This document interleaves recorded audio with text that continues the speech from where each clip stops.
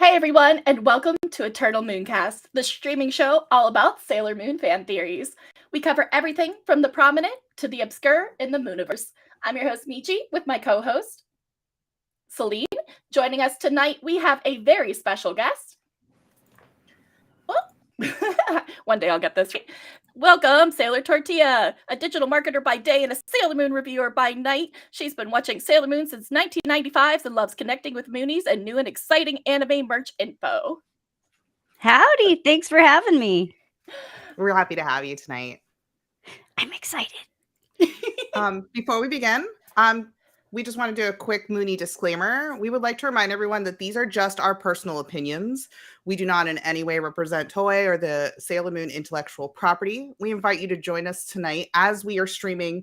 Please jump into the discussions. We would love to hear stuff, especially tonight as we delve into the Tree of Good Intentions, the Doom Tree Twins analysis.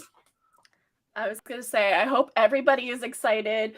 When H told me that this was something that we were going to do, actually the Tree of Doom, which we hadn't covered yet, actually, on the show in the whole first season. We had like a couple things with Alan and Anne with when we did the villains, like the villains of the week, but we really haven't delved anything into the Doom Tree. So we're very excited about this. Yeah. Oh, yeah. So Doom Tree Arc is my number one favorite. It does not have a manga counterpart. It lives all on its own. And I think it's perfect. I think it's actually pretty brilliant. The fact it doesn't have a manga counterpart. And I think it doesn't have enough justice given to it. They made this up on the fly. Like, it's a lot of episodes. It's not just like 3 episodes. Here you go.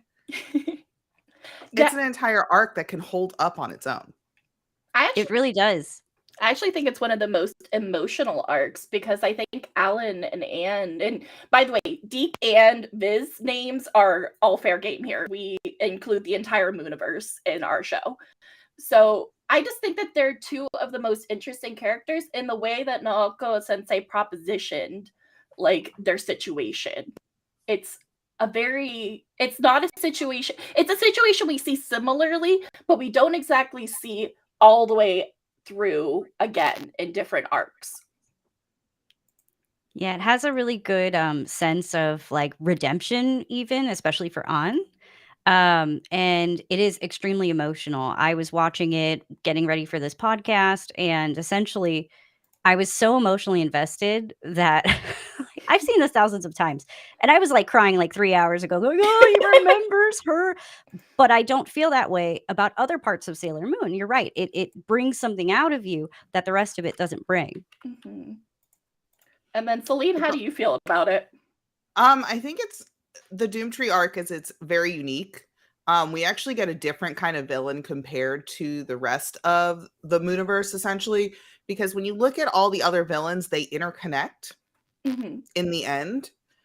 They all have this connection to the Moon Kingdom. They have a connection to Usagi somehow. Like, you've got Beryl, that's her past. You've got the Black Moon Clan, that's connected to the future of Crystal Tokyo. You've got Helenia, which dates back to the Moon Kingdom. That's where her connection comes from. And then Galaxia, she ends up, you find out she's been sprinkling stuff this whole time because she's, part chaos. But the Doom Tree arc, not in the manga, so they made this fit into the Mooniverse so flawlessly while making these villains so unique. Because, like I said, they're not connected, but there was no disrupt in the 90s anime bringing this in. It all ended up coming back to where they needed to go when it comes to arcs for the manga. So I Doom Tree is actually one of my favorites too, and it honestly doesn't get enough love. Hey, you almost forgot. G Parlim in the comments mentioned, I love that arc too. Moonlight Knight is cheesy, but I still love the idea that he loved her so much that his feelings became corporal. Like, I think it's so funny. Like, it was actually really emotional watching it again. I watched it in the Viz dub for the first time, and it's definitely a lot more serious than the Deep dub. But it was just like, it's honestly romantic, and usually I'm not a big Mamo fan, but I genuinely really like the Moonlight Knight.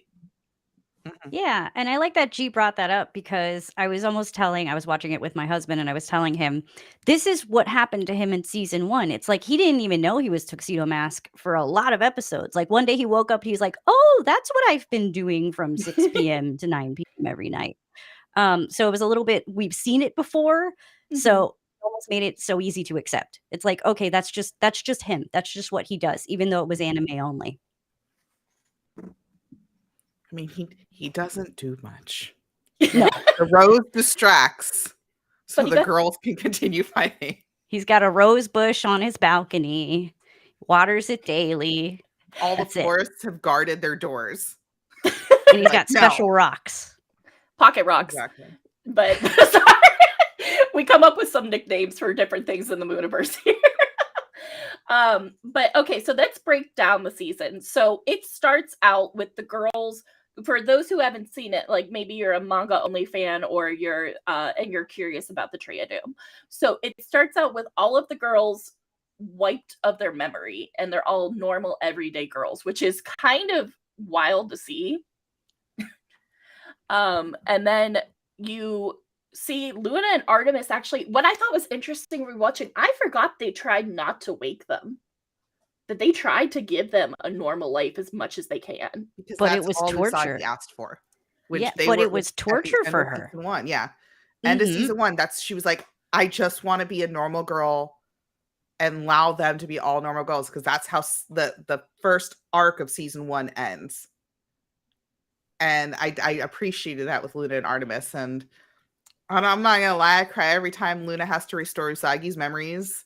I know the newer dubs don't have what the original Deke dub did to me, which is Usagi essentially crying and being like, I just want to be a normal girl. I don't want to be a superhero anymore. I just want to be a normal teenager. And I was like, please. Yeah, the subtext of that is extremely sad. If you think about Sailor Moon and this part Mhm. too much, it's extremely sad. It's like Luna just gave Usagi instant PTSD. Like Mhm. instantly, all your friends dying, the boy you love, everything. And it's it's a credit to the animators. The look on her Mhm. face, even without the dialogue from the Deke dub, which was a little, hey kids, we'll explain it for you. It's heartbreaking. It's so sad. And then she's alone. It's torture to not wake the other Senshi. Oh, when she sees them and they're going in that episode and they're all going into the talent show and it's Molly goes in right before and it's the most heartbreaking thing because it's like all of her closest friends and they don't recognize her. So there's no like, like when you see your best friend, you have this recognition in your eyes. There's this warmth. There's this, it's cold. It's cold. Mhm. And I swear to someone like Usagi, whose connections are so important, it just breaks my heart every time. I don't And even know she if that's didn't meant to want- be sad. And she didn't want to wake them. She was like, no, let them have their lives. She was like, I will do this on my own. But then you But see we them know wake she up couldn't. and you're like, the girls are back. And they want to. Like, they really do want to come back. Like, it's because on this show, I have definitely not been a Buns the First defender. I've been more of the opposite, which is Queen Serenity, for those who haven't been on the show before. I call them Buns the First, Buns the Second, Buns the Third. So to me, it's like they finally had that chance for a regular life that they never had in their past life. In their past life, they immediately became Usagi's guardians. Like, we see them as kids protecting her and the Moon Queen. They never got a childhood. So at least like in this secondary life, we are seeing them as kids, but they still have to give it up at what, 14, 15? Mm-hmm. It's really early. It's Mhm. really early to start your full-time job. Which this is for them for the I was rest like, of their life. I started a job at 15. I'm like, it's not And fun. I agree right here. Deke dub voices and Viz's gave so much passion with their voices. I felt it. And forgive me if I pronounce it wrong. Lunitka, Lunitka, my you. friend. I I see so many familiar names in the chat. It's so hard to not be like that person. No, thank you for everybody who came tonight. I agree with you. The Deke voices, I think the reason why I still revert back to the Deke name sometimes is because those are the moments that really solidified in my heart how much these characters meant to me. There's a lot of that here. There's a lot of like, why is everybody special? Also, like Amy, for me, like I know, like prior to this, there was a questionnaire for those who don't know. There was actually a questionnaire for this, and one of the questions were, "What's your favorite Senshi?" And like after watching all these episodes, Amy is low key so savage, especially here. The things she says, the things she does, and we'll probably go into it later. But like this arc also does so much justice to every individual character. Everybody, actually, Jupiter gets 2 episodes. Yeah, which is great. Yeah. Mm-hmm. And then I think we should, because their Doomtree arc, they were like, we can do whatever the fuck we want. Yeah. And they didn't go in the same, like, Mercury gets an episode, then Mars gets an episode, then Jupiter. No. They were just like, yeah, Jupiter gets 2. She cooks. She's going to show Alan love with food. But it's so cute. Like, it's relatable. I remember because Sailor Moon came out when I was a kid. I watched it on Toonami in the 90s. So, like, I remember being too young for, like, the boyfriend stage yet and watching Sailor Moon and being like, oh my God, is that what you do? You, like, make them lunches? I know. I mean, that's more innocent than, like, kissing and touching. So, it certainly made it into that horribly edited Deke dub, which I love. I love that dub. I wish it was unedited so hardcore. Same. And then some of the things they said were chef's kiss. Yeah, pure gold. Pure gold. And the soundtrack. The soundtrack of the Deke is a masterpiece, and I will fight anyone on that. Even the flute. Even the flute is better. I have that, actually. Did they change the flute in the newer episodes? No. When they changed the flute in the Deke dub. Mm-hmm. So the original dub completely different from what's on the DVDs now, if it's not Deke dubbed? Yeah, so the original, okay, so the Japanese, the flute is like, it's something like that's right, yeah. And then the old one was like, my brain does not have this information, but it was different. Mine does. Do do do do do do do do do do do do do do do do do do. Yeah, like yes. So much better. Michi just embarrasses herself to show it's fine. I love it. This is fine. But we're only recording it. It's fine. This is not making it into the audio version of this. I demand it. I demand it be minted right into the audio version. I actually want it to be its own episode. How about I make a funniest compilation of? There we go.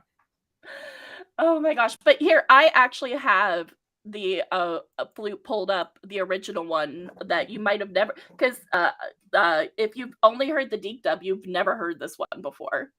So let's go ahead. And this video is Alan's flute theme, Sailor Moon, by me, Batty, on YouTube. Thank you for having this available.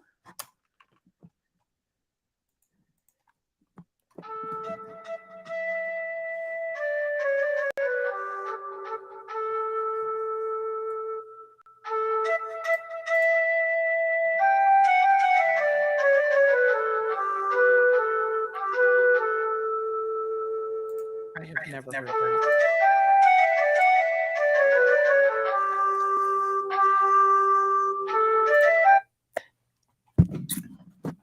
Oh my God, I didn't realize how different the Deke dub was. It's so different. Nope, the Deke dub hands down for that flute.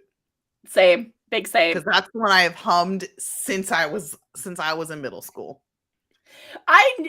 It's one of those things where it's like I can't remember an algebra equation, but I can remember Alan's flute theme from Sailor Moon. I don't remember it, except I remember, like, off the top of my head, I always forget it. But I always remember it appeared randomly in an Emerald episode, and Alan was nowhere to be seen. It was the one with the animals, and Artemis was, like, trying to save the animals or something. And I was so upset. I was like, you can't play this. This isn't just background music. This is Alan's flute. Yes. How dare you? Like, where is he? Yeah, where is he? Right now. Oh my gosh. And then Celine, let's continue our like short summary of the season short. Um so So much basic shit happened in that small amount of time. I it's mean, 13 episodes. It's the 13 girls episodes. you've got the girls losing their memories, getting them back. You also have Sailor Moon getting her power upgrade. This Yes. is where she gets the cutie moon rod during this season. And it's very interesting because you have she has a moment with her mom actually gaining her powers. You've got the Moonlight Knight, which I don't like Mamo. I'm sorry. Whoever likes Mamo, I'm sorry. I'm a big Usagi fan, but how about this? I don't like 90s anime Mamo. Manga Mamo is completely different. I stan him. The 90s anime, no. What is it for you though? Is it the age difference? No, it's him the way he hurts her Yeah, I constantly. see that. What was driving me nuts about this arc is that when he doesn't remember his memory and she's like, "Hey, Momo, we had a past life together." You could see the height difference. You could see the difference in the attitude even more so than usually. So for Mhm. me, it's like, wow, you're an adult. You're a grown ass man. You really should not even be interested in this child for realsies.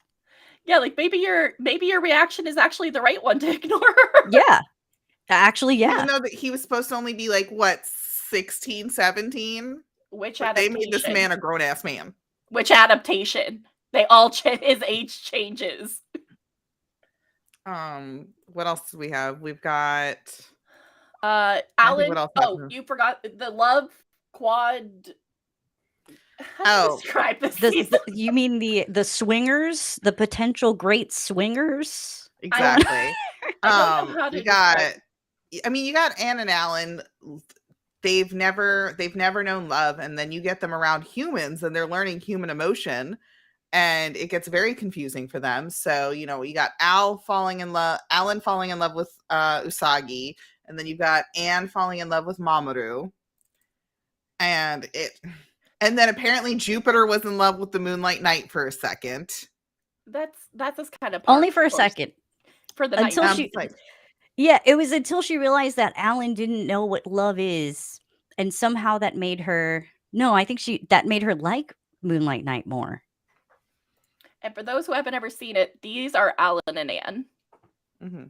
The hottest aliens with the best skin tight. I like this outfit in my imagination is like a velour, like a Ooh. velvet. That's what I think it Yes. is.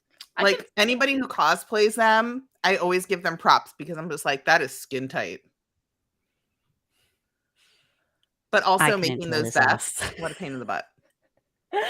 Oh, but yeah, I just always like to make sure I bring some visual examples too. But yeah, they're just such an interesting set of characters. And then it's funny, they almost have like a love at first sight with Usagi and Mamo in different situations, but it's the exact same. And they're both obscenely jealous. I have headcanon about this. Ooh, I actually ahead. believe that the reason that they fall for them is because of their place on Earth. Like he's the protector of the Earth, she's the protector of the moon. They're clearly celestial beings with some sense of power, and Usagi's power is love, right? So in Mhm. my head, it's like, well, that's why Seiya likes Usagi as well. Just that princess type, almost aura, I want to say. Mhm. Yeah, because the major characters in this are the 5, Moon and the Inners, the Moonlight Knight, Tux, and Mamo. I'm gonna keep switching back and forth tonight. Mamo is completely separate from the Moonlight Knight. That is something you need to keep in your head when you're thinking of this season. It's the Mooniverse, but they're not the same person. Yeah. But they are. But It's literally it's the love of condensed poetry. memory of Mamo's protection for the princess, and then he rejoins him eventually. But like I said, it was a very, very interesting take they decided to do, and I was like, why not just bring Tuxedo Mask back? Oh, but I have to give shout out to the VizDub, because thank you for making the thing that Anne falls in love with her literally say, that green jacket, those purple pleated pants. I about almost got sent to the moon myself. Like I died wish they had laughing. added more stuff like that. That's also one of my favorite lines. I could have cracked up. Mhm. It was so good. But yeah, Alan and Anne are they're siblings? They are Well, not. they come from the same place. Like, okay, towards the end of the arc, they do show you their past and where they come from. And if you pay attention, you'll see everybody's in pairs, female and male, female and male. Oh. So it looks like in essence, yeah, they're all related. In essence, they're all siblings, but it looks like they don't procreate sexually. So Mhm. there's not going to be any kind of action like that. The tree is where they come from. So it's like we could call them siblings, but they certainly have a level of romantic like they're meant to be in pairs. It's like what other movie is it where they're like together and there's just two of them all the time? Oh, Hancock. The movie Hancock. Yes, you're right. I agree with that. Hancock You're is right. actually Sailor Moon. I mean, I'd like to see him in a sailor suit. Let's go. Oh my gosh. And then but I think But a lot those of are people call them brother and sister, but I think when you're watching it, like you were saying, they're born as pairs, and I think they're born as pairs to love one another because that is what the Doom Tree actually is supposed to live off of. So the Doom Tree creates them in pairs. It creates the perfect pairs. Mhm. So essentially, they're like soulmates. Yeah. But I think a lot of people get it mixed up that they're brother and sister because they have to play brother and sister in the school, so it doesn't look Mhm. weird that they're always together. Yes. And that's where the confusion usually hits. That's where and they're not twins. That was a Uh-oh. joke in the title. I'm If you just can't tell, telling people. most of my titles are like snappy jokes. Yes, they are not twins. A lot of people think they are. They're not. I think They it's could be 'cause triplets the way the tree since did we it. got Fiore. Fiore is a great talking point because that is the most Hanna-Barbera moment of Sailor Moon, and that is saying something of reusing your animation. It just came out of nowhere. Just like, Okay, so and you're like, for those Moonies who don't know what we're talking about, in Sailor Moon are The Promise of a Rose, the first movie that came out in the 1990s anime.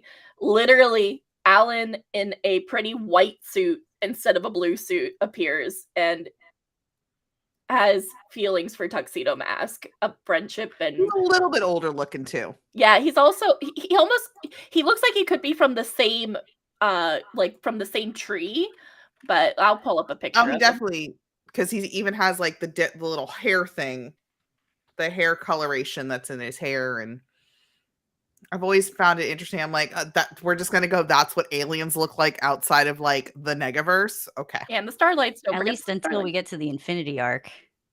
Mm-hmm. Let's see. This is the part of the podcast that we cut out. My computer is fighting me. But here, I'm just going to share the screen. So this is what Fiore looks like. Mm-hmm. So as you see, it's very similar to Alan and Anne. Pretty much identical. Yeah. So same race, definitely. I could see being a sibling. Same haircut, same hairdresser. Mm-hmm. Mm-hmm. All right. And then, all right, any other characters that are major that we wanted? Oh, what about... Yeah, am I mixing up? Because I'm also rereading and rewatching Crystal at the same time as I'm doing this. Is Andy, like the parlor guy, is he a big player in this season? I can't remember. Oh, Andrew from the Andrew. arcade? Yeah. No, not at all. I think Umino, actually, of all the people, I saw a whole lot of Umino in this arc. Yeah. And he gets one of the best moments. It's because this arc is actually more school centric than any of the other arcs. Yeah, that's a good point. There's the school festival with Ray. Mm-hmm. There's just like the whole thing about lunch. Why do people want to share lunch with me? I don't understand it. Mm-hmm. And of course, you have Mako going, "You're American. You don't get it, Alan. It's to show love." He's not alien. He's just American. I love it. It's so good. So let's talk about the main plot point of the season, which I think is a really interesting question. of when is it too far doing the right thing in your mind, because I think that's what Naoko Sensei was really going for in this season. Was what I love is how she brings out the humanity in her villains. She brings it out in that they are not human, but they have to learn about love. And I think that is one of the, and I I adore to see how love is different with every character, and about how the character growth also helps the story grow. One thing that's I think is also like illustrative of that is that they can't understand or hear the tree until Alan finally learns what love is. Mm. It's like a concrete, like, this is why it's important. You will understand other people or the other species even if you understand love. And I think that's a great message. It's also something I argued with about my husband. He's like, why didn't they listen to the tree before? I'm like, because they didn't know what love was. It Because needed the love. tree Clearly. didn't have enough energy to talk to them anymore. It was being poisoned. Mm-hmm. Literally. And honestly, the backstory of the tree is horribly sad. Like, It's very similar to Avatar. I realize. I've actually watching it. wait, Avatar: The Last Airbender, Avatar: The Big Move? Avatar, the blue people, Blue like people. part 2 and the Doomtree arc are awfully similar. I only watched half of part 2 in full transparency, but it's like, I'm a tree. I'm in the water. I was lonely. I made this funny colored species. You know, you're not wrong. And then that species decided to get power hungry Yeah. See? and There start you go. killing themselves. Mm-hmm. I'm seeing it. I love the lore. I love the lore of the season almost as much as I love the comedy. It's the funniest arc, I'd say. Like, for me, it's that scene, even Naru. Naru's like the funniest character. There's that scene where Umino is talking about how he's in the sleeping bag. And he's like, oh, I was warm all night long saving this spot for you. And it's just a scene with no dialogue. And Naru just zips it closed over his face. No one says anything. And then she turns around and invites everybody to sit down. It's so funny. And isn't it in the spot that he saved for her? Yes. Mm-hmm. And like, she only opens it like after the commercials. So how long was that poor boy in a sleeping bag? He'll do it for her. Let me do it for you. I love Exactly. him. I love him so much. I think it is hilarious. One of my favorite episodes is the Snow White episode. Talent. And I think I got the most talent. part is with talents. Makoto saying, I got the biggest one. Like, whoever's got the biggest one should be Snow White. And I'm like, the hell am I watching? I actually like have Snow White. Snow, known for black hair, red lips, white hair, checks notes, giant tits. Exactly. I was ready. Snow White should be played by the person with the biggest chest.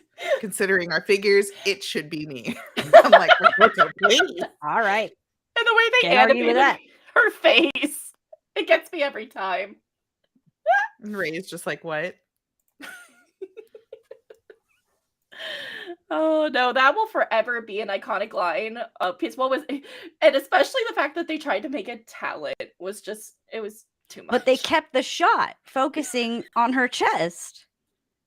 Talent comes from We her all knew. heart. We all knew. It was like cousins, like cousins, talent. Yeah, we know. Oh my gosh.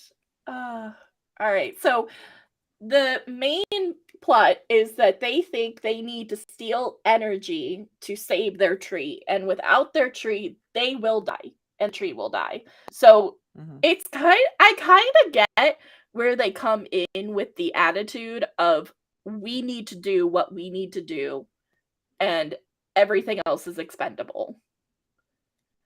And technically, they do say all the time, you're not hurt, you just need a nap. Now, the way Anne is to Usagi is a whole different situation, but we're going to focus on the others. So, it's not that they intentionally want to hurt people. I think it's that they are desperate to survive in this season. They don't know anything else. There's a line where they say they've tried other planets, it hasn't worked out. And the tree, I mean, I think it's all because of the tree. I think this all comes down to communication. Like, honestly, like, at the end, the tree's like, "I was trying to wither myself to give you a message." Like, oh, no. Just grow a branch in cursive that says, "Love That says me." love. Also, one more thing that it hit me right now. After the tree basically devours their entire apartment building, the following episode just opens up with the Spectre sisters. Like, no one's telling you anything about what they think happened to the building. They just peace out. They're like, "We understand, love. We got the sapling. Bye." Bye. It was the fastest exit I've ever seen a villain make in Sailor Moon. It's true. And it's kind of strange because don't you think that would be on the news? I mean, the meteorite supposedly was when they first arrived. You'd think, but that's the only bad part about that arc.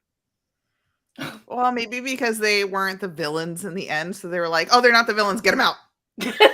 Yeah, they were like, "I don't know, a giant tree grew out of this apartment. What do you want me to tell you? Everybody's got to move. Just move on out. We got socialism. You It's gotta fine." go. Oh, Triumph Blast. The aliens were like, "We got 2 decades before a pandemic. Peace." Exactly. No, and to give you guys a reminder, this is the apartment door. This is the tree. It's very Galaxia's Studio-esque. Mhm. Yeah. Yeah, I could get I that think vibe. this was like a closet that they walked through or something to get to it. They called it their bedroom. That's what they said. Mhm. Yeah, because But they had these weird sliding doors like Star Trek: The Next Generation. Mhm. And Usagi was supposed to stay out of it, but she was way too nosy and kept trying to sneak a peek. Mhm. It does kind of look like a brain or a heart. It does look like That a was brain. that was a true fuck around and find out moment. Mhm. Yeah. A brain is kind. I would call it something else. Yeah, because it's a very interesting visual season as well because we get the Cardians, Which are very unique. I love them. I adore Yeah, I love the them. Cardians. It's so different from every other season you see where the people are turning into monsters. These are the only monsters that are monsters. Mhm. There's And they're no also person behind I'm them. sorry. Go I ahead. totally cut you off. You're fine. Keep going. They're also based on Greek mythology, Japanese mythology. They're not set with one thing. And something Ray said at one point was, "Oh, this card means a happy marriage, but the reverse is the opposite, like tarot cards." Oh yeah. And it reminded me that these aliens came and they were harming people when they could have been loving instead. It's like almost the same thing, but a tiny little macrocosm of that. Also, there's that one Cardian that chokes out the ducks. Very important. I love that scene, just choking out the ducks. Yes, that's where we get the pink lion. The pink lion is also the Guardians. I love the pink lion. That episode was the only time I saw blood in the Deke dub. They totally forgot to edit out the blood when that Rainy Day Man fell down. I don't know his name. Rainy Day Man. Oh yeah, Mhm. because it was literally the theme song "Rainy Day Man," right? It was a lot better than the Japanese one, I'll tell you that. However, I definitely have nostalgia goggles because I showed my husband. I was like, "Here's the Japanese." I watched it all in Japanese. I don't really enjoy the Viz dub personally. Except when they add cool lines like Umino in season 1 said something was over 9,000. Like there's fun stuff like that. But I always watch it in Japanese. And I showed him, I was like, "Okay, this song's cool, right? But here's Rainy Day Man. Rainy Day Man." He did not like it. He did not get it. He thought it was goofy. He thought it was on the nose. And I'm here like, I love it. Same. I'm rocking out to "Rainy Day." Like It tells you the story. It's like when I think about the first time, I thought I found someone who cared for me. It's like I'm following. I'm following. You're telling me, and I'm picking up what you're putting down. And it's I don't know. I got thoughts. No, and we're gonna yes, see, and we're gonna get into theories later on in the show because I actually have one that involves K-pop because we're gonna go there and I'm gonna backbend my theory that way. Are you breaking your back again this week? Weren't you trying to fix it? It's fine. Lord. But let's talk about Alan and Anne's choices throughout the season, because I actually think that those two specifically are the most interesting characters, and how they try to go about doing the right thing, because they're trying to save the tree. That's why I can't get that mad at them, no matter how much we look at this. They tried to do the right thing as far as they knew. And my theory is they tried to do a planet where they came and said, hey, we need help. We're refugees. Like, this stuff happened. I think they actually tried that, because everybody always says that. Why didn't they just ask for help from Sailor Moon? What if they already had tried And been rejected. and been rejected and been hurt? What if that's how they lost the last of their siblings? Or not It could have siblings, simply been you look different from me, so I hate you. Much Mhm. like real life, unfortunately. Mhm. Yeah. And I just think that, like, it's just, I think that I don't think that it's fair to ask why they didn't, because I really do feel like from that backstory we got, they did ask for help from other planets. They just maybe asked the wrong one. And it's also like, how do you judge someone stealing if they're hungry? Mhm. And like, they treat their energy like food. Like, Anne will not eat human food. Like, this is for them. Energy is not only for the treat. It's their actual sustenance. So they can't Mhm. live without it. Like, I can't blame someone. I really can't. Mhm. Though I agree with PAM.B, the sucking energy thing did look painful. I will agree with that. It did not look the most pleasant in this season, being attacked as a person. Mhm. Yeah, and I've got questions about that too. Later in the season, they're like, everyone's completely drained. They usually don't do this. I'm like, what does that mean? They're dead? Mhm. What is the difference? Like, you lost a little energy. I don't know. I question all the doctors in Japan after all of this. Like, people are just fainting on the street. Babies are babies. The babies. I forgot about the babies. Babies play a big part in this season. Yeah, that was the first episode of Sailor Moon I ever watched. So for me, it was like, this is really weird, and I really like it. However, like, I'm just here watching it as an adult, and there's that scene right at the opening of that episode. The babies are getting their energy zapped. They're not very happy about it. It does not look pleasant. The teachers are like, ah, and Amy and Usagi are just outside the gate, like, oh no, what do we do? What do you mean Yeah. you're Sailor Senshi? You know what to do. Stop. Amy, you're supposed to be smart. Not wrong. She has her moments, okay? She's Usagi really a rubs off savage. on her a little. She's such a savage. There's another scene. I will talk about Amy forever. There's another scene. The girls are planning, oh, their Cardians are coming. We think they're going to come here. Usagi's got to go because she's the only one with the transformation pen. Usagi's just reading manga. She's not paying any attention. And all the girls just turn to her, and Amy just starts just not telling her what's going on. Like, good luck, Usagi. We're all counting on you. We hope you do good. And the scene ends. Savage. I love her. You know, she's Mhm. underappreciated, because have you seen PGSM? Yes, it is I think it's the best written piece of Sailor Moon ever. Yeah, because I feel like most people, even if they're not fans of Mercury, once they see PGSM and they see Dark Yuri, which is Dark Mercury, if you guys have never seen the show, highly recommend PGSM, which is the live action Sailor Moon. Like, but Mercury, I think a little bit of that kind of rubbed off, because I'm not sure of timelines of when that was, but Mercury in the season, she didn't feel as like timid as she did in season 1. It felt like she was way more confident of, she has friends, these are my friends, I love them, but like, she roasts the heck out of them. I agree. And I feel like that's progression. Like, we've seen everybody, like, okay, Minako keeps mentioning Alan, but she's not sad about it. She's like, huh, Alan? Mhm. Not Alan from the deep dub, the Alan from England. Clarifying that. Mhm. And then, like, I don't know, everybody's just doing a great job. Ray's Mhm. like a little boss queen with her show. Makoto's like, oh, I had this guy that I was in love with, but like, I always bounce back. Like, that's actually a line. Like, she says, like, I always bounce back, even though I'm always heartbroken. Like, my queen, please go off. We love to see it. And then what do you guys think about how they all fall for Alan so easily? I Because they mean, do. you didn't. You I'm didn't. gay. Oh, okay. I did. That's fair. That's just the part I can't see. But yeah, I loved the like nostalgia cheesiness that came with him coming in, because it's just one of those things that like I do appreciate his character design. His character design is adorable. I love their eyes. Yes, because they have really good eyes. They're very unique. Yeah, did anybody else in the anime look like this? I don't think so. No, never. But those two, because this is from Sailor Moon Says archives on YouTube, and this is Enter Alan. So this is the Deke dub when they first come in.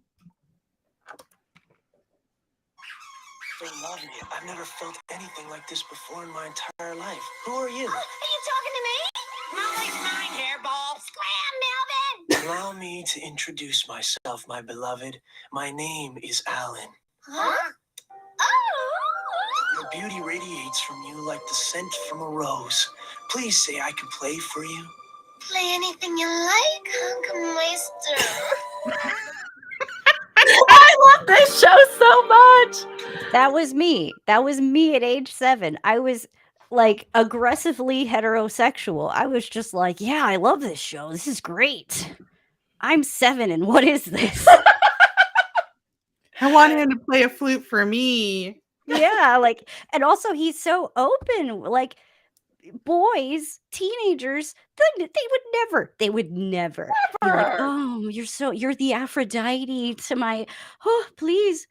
But every girl in that school, you're right, every girl was like, please eat my lunch, all of them. And I've actually seen this. Japan is an interesting place because you look at anime and you're like, okay, this is only anime. This is definitely not real. This does not happen in real life. I swear to you, in December, I was in a coffee shop. There was a Tully's coffee, and there was one extremely attractive man at the front counter. Everyone in the front of this restaurant was female. Every single one of them was staring at him. And I'm just here like, I'm going to go sit with the dudes. Like, this is weird. But I mean, for us, maybe. But for them, it's like, you can show that. You can be like that. Wow. So it's like, I didn't get it when I was a kid. I kind of maybe, okay, Japan's different when I was a teenager. Now it's like, oh no, this is real. This is really what it would be like. And I love that about Sailor Moon. That is Sailor Moon allows the girls to be emotional, but in a way that it's celebrated, that they're feeling these things and that they are these people and that they are individuals. And I love that part. I love all of it. It's so good. And then, okay, so then, but, I'm trying to think. Soretta Luna has a good point that Mamu had no emotions compared to Alan. It's true. In that arc. He was just like, he didn't want to be involved with anybody. He was just like, I want to do my play, and my friends quit on me, so I guess I'll hang out with you guys. Like, he didn't look like he wanted to be there. No. He didn't want to be in the season.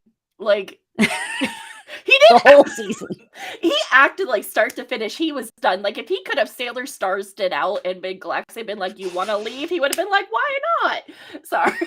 Like, I don't remember shit. Why am I here? Literally dead. The only thing he did, and he did with excitement, was probably take care of that baby. Yes, that is an iconic episode, I think, of Sailor Moon, of when what is it, his friend or coworker or student, like someone or some Oh no, mother. it's far worse than that. It was just some lady, some mommy of a baby in a nursery. Like, I don't know how legally, like, he could just take this lady's baby home. He did not know them. I don't even know why he was there in the hospital. Why was he Why was he in the hospital? Because he's studying medicine, but I don't think in this part of the show. I mean, he wasn't wearing the right clothes, I'll tell you that much. He was there in his iconic little coffee thing. I mean, we could find what outfit it was, but I'm sure it was one we've seen 1,000 times. Always with him. Yeah, because it's just, but I think it's a cute episode because for once it's kind of like Sailor Moon. We don't get a lot of slice of life, and when we do, I kind of adore it. I'm that person that watched Naruto's filler. Okay, so I am that person, and I've seen every episode of Sailor Moon, including the filler, multiple times in multiple languages. So I celebrate those episodes. I think that that is what Crystal is missing. Is that is what gives the show its heart, is those little slice of lives where you get to know them, you can relate to them more. Like, it's just, I think it's really important. I do too. I won't talk too much about Crystal because it's all negative, but it's that. If I was to tell somebody today, if I was to tell I somebody, got shit to talk about Crystal, okay? I will Let's shit go. talk Crystal Let's every go. single month. Let's go. They But- fucked it up so bad. I don't want. Okay, back to no, you. it's okay. I just I mean, it goes to say like how much we love that type of filler. If I was to tell someone who didn't know Sailor Moon, they just know, okay, it's the blonde girl. What is it? If I told them don't watch 200 episodes, I would tell them don't watch 200 episodes. Just watch the Doomtree arc. It's got everything you need. Yeah. You don't need to know anything. This is what makes the show good. It's not about her being the princess and him being the prince. It's, I mean, and it is, I mean, I think Sailor Moon greatly is about the redemption of lots of the villains, but that's there too. I mean, this arc has everything that makes Sailor Moon and makes it special, I feel like. I think is it the term, is the term humility, or I'd have to double check, sometimes I pick too big of words, but it's that compassion versus desperation, and where the two really come together, and how two people can be in two different situations and not be able to understand each other until we do get that moment with Alan where the light bulb comes on and it boom. And I think it came on for Anne too, just at the last minute, the very last minute. Can we talk about Anne? Because It Anne came on for Anne before it came on for Alan, though. Do you think? She started hearing the tree before him. Oh, good point. You're right. She starts hearing something before he does, because she's like, the tree just spoke, and he's like, what are you talking about? Like, Do you think in that case that her like extreme, they were both very jealous, but I feel like her jealousy was clearly a little stronger than his and a little more aggressive.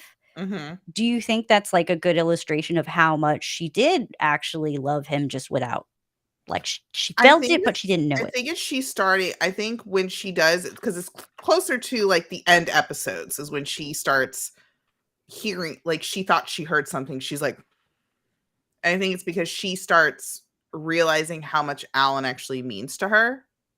And she starts, because they start like having fun times and like hanging out a little bit more. And And he made food for her, and they couldn't eat it, but it was pretty.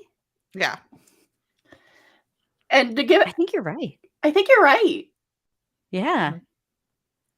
And I just had a light bulb moment. that happens on the show. we kind of discover things that we never even thought about before. And though, how do you guys feel? So you guys have watched Deep Dub and another version at least. How do you feel that the translation affected your opinion of the character? Because You mean like for good or for bad? I adore Deke Ann. So, like, trust me, there's no Me slander too. here. There's no slander. I actually prefer the deep dub for the Doomtree art, because it was just so, I want to say like poppy, essentially. Like, it was. Yeah, she had a lot of attitude. She was spicy in the Deke Dub, and I like that very much. It was just like, okay, guys, like, I'm busting in, like, I'm a big American, supposedly, like, let's go. And they don't. Where were they supposed to be from? Like, In the Deke Dub, they're from France. What? Get out of town. The only person speaking French is Moonlight Knight. Oh, dude. But yeah, so I have a compilation of the best of On that I want to go over, just to give people a little taste of her, okay? And this is by Zeta Recule1 on YouTube. Thanks for the awesome compilation. All right. Hey, Darian, you want to go to that big laser disco after school? It'd be so cool. Well, I find discos boring, actually. They're so last season. Karaoke, maybe? I'm not a bad singer, you know. Home, home on the range, where the deer and the antelope play. Something but then.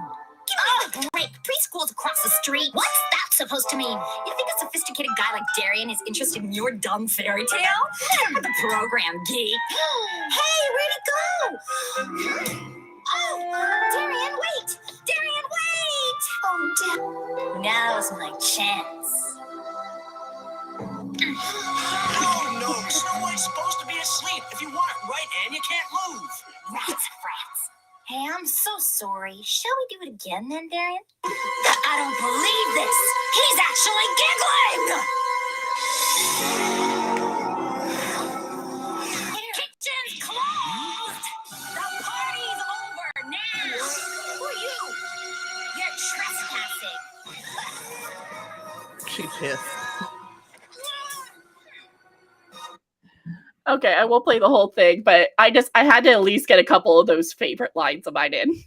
Yeah, let me just say, like, giggling is way worse than actually cheating. Way worse. Mm-hmm. Like, I'm not trying to be. I really actually think.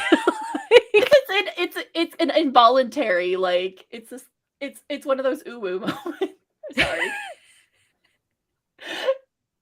But she's angry in the in the deep dub. She is mad at life.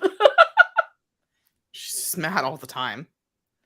But I like that. I like her spicy. She's spicy and like ready to rock and roll no matter what. Like, let's go, Usagi.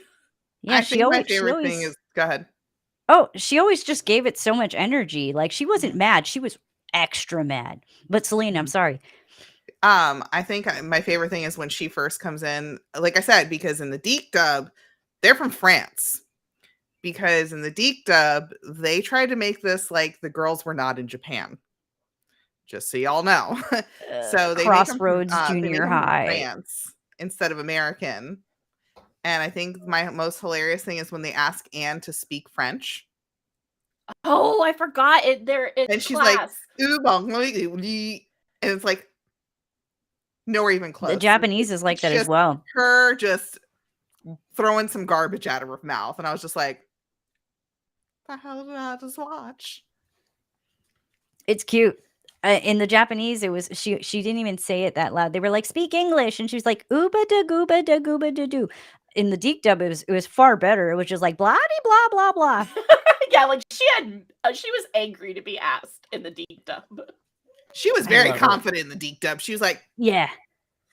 That's it. That's what it is. It's not spiciness, it's the confidence. She had far more confidence than anybody in there. I mean, being super insecure about like the way she felt about Alan, but it's confidence. And that's something that I feel like a lot of characters in Sailor Moon don't have. Actually, in anime as a whole, you don't really get those characters. Just because it's not really that common to be outwardly like that in Japan. Or okay, let me take that back. It is common, but it is discouraged. Although in some of the newer animes, it's starting to be a little bit different now. Thank God. I love Denji from Chainsaw Man, my ignorant king. I love what's her name? The other one who's the blood demon. Power. I love her. She's just like wrong and loud. And I'm like, yes, you are. Yeah. Yes, you are. My queen. But you see that a lot, like in the 90s animes, you do see like there is a lack of confidence with people. And the only people who have confidence are the adults. So people who are clearly labeled as like adult women in like low-cut shirts, of course. And I'm always like, cool, can the main character have just a little bit of confidence? I'd like just a smidge, just a sprinkle, please. But I do think it's interesting because someone's PAMM.B brought up the Japanese dub is gorgeous, and I actually totally agree. I think the Japanese on voice is very, very beautiful. It's more melodic, but it's also I'll play a little clip to kind of give you guys an example, because I don't know how else to describe this, because the Viz dub is more like the original Japanese, and it gave me whiplash whenever On first spoke, because I was like, what happened? Why are you not snarky? Like, where's your attitude? They gave her Valium. They did. They like calmed her down. But this video is from DJ.D or DJD, and it's on and all of the different voice actor comparisons. So this is the original Japanese voice for On. 来た甲斐がありましたわ。何を考えてるんだい、アン。もちろん、エイル、あなたのことですわ。あなたはエイル。悪い病気がまた始まりましたわね。あなたったらすぐに他のメスどもに目を向けるんですもの。私の理想の殿方。エナチビが欲しい。 So very dramatically different. And I love that she uses the form of the word I that she uses is atakushi, which is like those very high class women who think they're like literally like better than other people. Like it's not watashi, atashi, it's atakushi. It's very, you know, like I'm literally better than you. And I love that that comes through in her dialogue. And I'm seeing the comments right now about the deep dub. And I feel like I do have to address something. Yes. Personally, when I say I love the deep dub, I do not like the censorship. I cannot stand it. I love it when they add new fun things, and some of the changes are for the better, but just because it's like the Japanese, you know, it could go both ways. It could be great, but you have the Japanese for that. The Japanese already exists. We're good. Yeah. You can watch that if you want to. The Viz dub, it's pretty. She sounds great. But like you said, it's whiplash. It's whiplash for the rest of us. Yeah, and here's the thing. I'm actually a humongous fan of the original Japanese dub, and I love that for the new Japanese dub, they got a lot of the same voice actors back. I agree with you. When I say I love the deep dub, Sailor Neptune is my favorite. Obviously, I don't think they're cousins. I do not agree with any of the censorship. It is the nostalgia and the love of the voice actors and the passion that the voice actors had for me that I'm saying I love. Did Deke still have rights when the Outers came out? So the same studio that the Deke actors were involved in, the same studio brought back some of the cast, but not all of the cast. At that time, they were called Cloverway. A lot of the voices changed. That's right. Like Mercury was different. Moon obviously was different. But it was technically the same studio, but there were years apart between those two dubs. So I don't want to tell you it wasn't the same studio. It was a different cast. And also there are a lot of things about the production during the Cloverway dub where supposedly, and this is I've met voice actors. Supposedly you were allowed like maybe one take, maybe two takes, because Cartoon Network wanted the episodes and they wanted them now and they wanted them ASAP. So when people like me come out and we're like, well, I don't like the Cloverway dub, it sounds kind of weird, and they said, Amy, why is Amy saying you're the bomb, Serena? A lot of that, it's when you don't know that they had one take and it was just go, go, go, go, go. You're like, this sucks. This literally sucks. But knowing now after the fact, they only had one take. These poor people were overworked. They were just rushed. They didn't even have the other actors' lines to work with. There's a lot of problems with the S and the Super S dubs. Sorry, that was really long-winded. No, please, keep going. I think you're making a very important points. Yeah, so the original dub is really like two dubs, but one studio. And also like Venus and Mars swapped voices at one point. I'm sorry, what? So there were I think there were 3 actresses for Mars.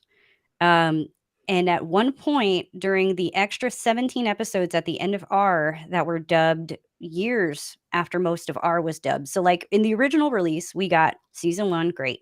Season 2, only until the Spectre sisters were healed. There was no death about Diamond. There was Sapphire wasn't even in the picture. Those episodes were dubbed after. And they had someone else come in for Mars or Venus. And the reason I get them so confused is because they swapped them back when they dubbed S and Super S. That is I just remember wild. that when it kept restarting, it was when the sisters got healed, and then it would restart from the beginning of Sailor Moon. Miserable, horrible, so upset every time. Because you could see like Emerald, like you could see like her hip and her hair, like, oh, I'm the next bad guy. And then episode 1, here we go. There's Mhm. only Usagi. Horrified every time. That's so interesting. No, thank you. Like that's why I love doing the show is I like bringing Moonies together and everybody's always taught me something new. And that's really interesting about the dubs and about everything. Like In a nutshell, it was a shit show. So that's why, okay, Viz, there's pluses to Viz. Viz, you know, everybody is the same. The whole Mhm. cast stays the same except Helios because that guy got canceled, I think. And then, yeah, he was the voice of the main character in Fire Emblem Three Houses. Mm. And then, anyway, that's Okay. a completely different thing. Viz, everybody's the same. Great. It's unedited. Great. The direction. Ugh. I can't tell Amy and Venus apart at all. Mm. Yeah. And that's not a knock at the voice actors. It's just genuinely they sound the same. Well, it could be the direction. I You mean, think they could have told them like be British, Amy, but obviously they weren't going to go that route. Not this Which I'm time. sad about. Give me back my British Luna. Yeah, it's interesting that those changes that they made, like Luna, canonically, I just found out from Twitter the other day, was supposed to be like 15 or 16 years old, only like 2 years older than the girls. What? And in the Japanese, you can tell she's younger, but you can't tell she's 16. So British Luna having that like elder kind of in that position like Obi-Wan, it felt very Star Wars. I like that so much. Like it explained why Artemis and Luna were so tired of their bullshit. But like when you're watching in Japanese, you're like, they're just tired of them because it's like these cats are sassy and they don't want to give them information that they have. Like there's one point in this arc where Artemis is like, yeah, it's the Majiku tree, and these are the properties about it, and this is what we know. And it's like, why don't you tell me this 13 episodes ago, Artemis? Sassy white cat. I mean, that's like the cats are British Luna will forever be my favorite Luna. I actually met her as a voice actor and she's so nice. So like forever British Luna for me. But I think I did picture them as older as a kid because of the voice acting. I did picture them as not the grandmothers, but like because all of the older people I'd say in Sailor Moon, in the Moon Kingdom, in the royal family, feel ageless after a certain point. Queen Serenity. Like I couldn't pick an age if you asked me to for her. I genuinely would have no idea how to even ballpark it. Not at all. And I believe that the time that she shows up for the Cutie Moonrod is her last appearance in the show entirely. I think you're right. In the 90s anime, I think you're right. Yeah, in the 90s anime. Yeah, because it's this moment you're thinking of, right? 1 second, sorry. She literally throws it out of the moon. The moon just spits it out. It's like, here's a Proplica. Proplica. But it's true. Like Mike drops out of the moon. She's like, there you go. But it was a cool way to kind of bookend her in the 90s anime because she is a very different character in the 90s anime to me than she is in the manga or in Crystal. But because we see her in this one, and then we also see her, right? Because this is when she's getting her new scepter, right? Yeah. The other one is her showing her the broken brooch. Yeah, they go inside Usagi's mind. She's showing her the broken brooch, and it's healed again, and it turns into the crystal star brooch. And then there's a moment where Usagi comes back to reality, and you think Queen Serenity's gone, but then she needs a weapon, and whew, right out of the moon. The moon does this really cool, like, pow, effect, and it spits it right out. Oh, that's so cool. I love that moment. That's one of my favorites. I think that's why I like that wand so much. That's my favorite wand. Really? But because it's like it's mystical. Like the moon spit it out. Like it's from your mom from 1,000 years ago. After that, it's like, okay, this wand was made from our love. Like, okay, cool. Very It's like a regal also euphemism because for it's meant to something look like a else. regal scepter. It's very regal. It has a little crown on top. Mhm. I And love if the you little look like crown. at the scepter, they I don't know if you guys have seen some of the Mooney memes coming out recently with the coronation. And the fact that the staff that he is supposed to be doing for the coronation looks like the cutie moon rod. It does. Mm-hmm. The one from the manga? Oh, he has it No, in crystal too, right? she gets it in crystal, yeah. But the cutie moon rod, they were like making memes because that's what Charles is going to use at his coronation. Oh, you're talking about Charles. I thought we were talking about King Endymion because King Endymion has that staff too. And Yes, the he does. shape, now that you mentioned it, the shape at that handle kind of does look a little bit like some kind of. This is a bootleg, actually. But we got a little crown right there. Let me make you a I love little it. Visual aid. like If the I little could just crown. take this off and put it on my dog, it would look so cute. That would be adorable. Yeah, it's red on the real one, but it's white in crystal. That's oh yeah, because crystal, the coloration of all the Propagas are different, right? Because similar to the manga. Yeah, it's a lot like the manga. It also has the PGSM style crystal moonstick. And I think I only just recently noticed that the little wings on the cutie moonrod are white in crystal. Oh, I think so. And then because it's much more of almost a silver. They have more silver inside of the gold or something. Yeah, I think it's just I don't know. Seasons 1 and 2, I know they had their issues, so things were not that clear. Yeah, that little stick looks like a little crown. Mm-hmm. Yeah, because that's the one from this season, and then that's his. I think that stays consistently his staff for the whole time. That's the only one. As does Neo Queen Serenity's. Okay, and I think does it? Her staff, doesn't it change? Neo Queen Serenity, it doesn't change. Yeah, doesn't it look like the cutie moon rod in season 2, but then it looks like the spiral heart rod in season 3? Not for I'm Neo talking Queen. about crystal. It shouldn't for Neo Queen. I think it changes. I am unsure, so we are checking the Moon Wiki. So her staff in the manga looks like this, but where is staff? Let me try find these anime. Maybe it does change. Maybe she forgot what she gave her for the staff. I just thought it updated with like her power up, so like the future had to change because it changed in the past. That could be. Or Naoko forgot. Check that one out right there of the costumes from the museum on the right. Oh, beautiful, thank you. Good spot. That's her eternal one. Yes. I saw this in person. Oh, I'm so jealous. It still looks like the cutie moon rod, but it's like got an extra on it. Is it No, that's the eternal tiara. Is it? It's definitely the eternal one. Maybe Naoko forgot. That room where that stuff is in, they kicked me out. They kicked you out? They said I was taking too long, and I was like, but this is a museum. That's not fair.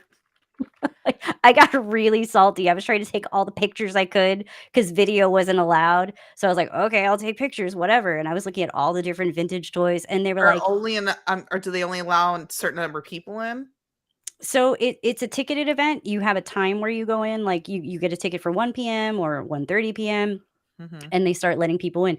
But at that point, don't call it a museum. Call it an exhibit. Yeah. No, don't call it an exhibit. I don't even know. I just know that no one told me there was a time limit. So I was literally just taking it all in. Sorry, random tangent. No, that's Japan. Japan loves money money. because I want to go to it. It's gone. That'll come back. Yeah, I think they do. Like the last one before, I was telling somebody was like 5 years ago. So I think like in 5 years, they'll probably do a 40th anniversary kind of thing. I have no ties with Toei. I am not associated with Bandai, but I do think give it 5 years. Well, the museum's open right now. No, it's closed. It Or closed did they just December close it? 31st. So the reason I went to Japan in December was literally to catch this before it closed. Mhm. It was That's only from like September to December. Mhm. that's so awesome that you did that. It was cool, but I didn't know A, that you had to pay to get in, or B, that they would literally rush you out of the room.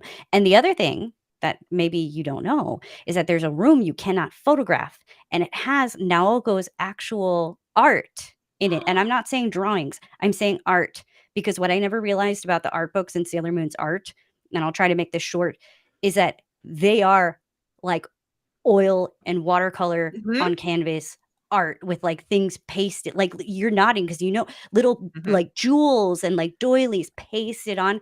Yeah. I never knew that. I never ever knew, and I have nothing to prove that I was ever there because Oh, you could not Mhm. photograph. Yeah, she would like spray paint the doilies and like because they didn't really have the computer stuff we have now to be able to do that, and she also didn't have just some of the art stuff, like the art supplies to be able to keep it was I've seen and heard what she used to do for those art pages, and I'm like,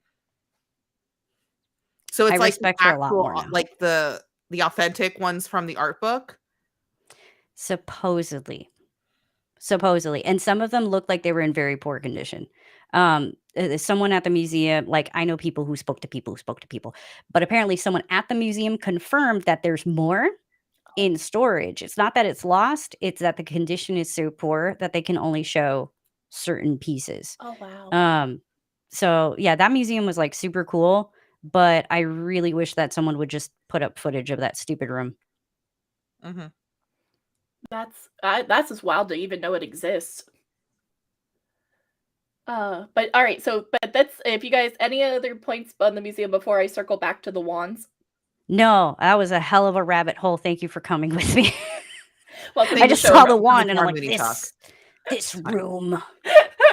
So this is a picture I found on Otaku Mode, and I think it's a great representation. It's not the exact what they look like, but it's pretty dang close.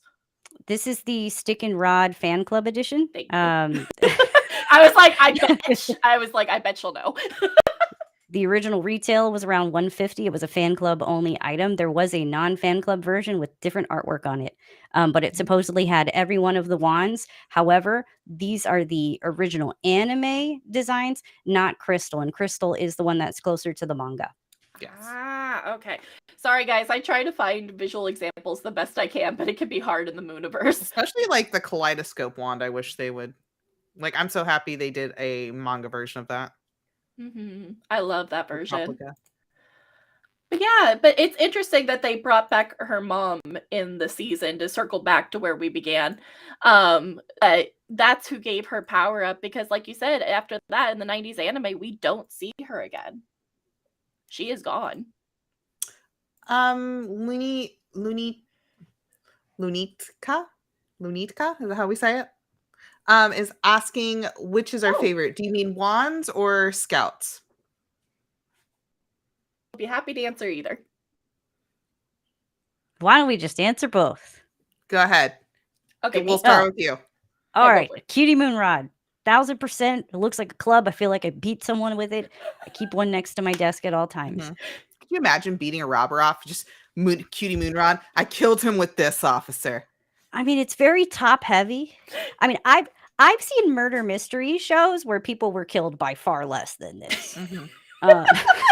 Like a well-placed toothpick in the wrong spot, but this, you're good. Mhm. Who needs guns when you have this? Moon healing And then who's your favorite escalation. scout? Moon healing. And then there's Moon. What is it? Moon Princess Halation, which I Yes. still don't know what a halation is. Didn't they do that in Love Live? Probably. No, There's probably a halation. definition for it. You guys, And then what's your favorite scout though? She said today, both. I have to say today it's Mercury, but yesterday it was Mars, and I'll tell you why. I got a whole speech about Mars that I was giving my poor husband yesterday.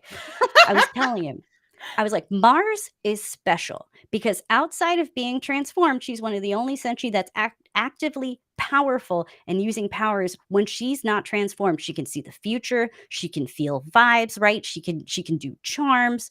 She's actually very special and very unique, and she's very useful to the team. The only other person I could say that's like that is Hotaru because she's got healing powers. But Yes. Mars is very special. Mhm. But today it's Mercury. I love that.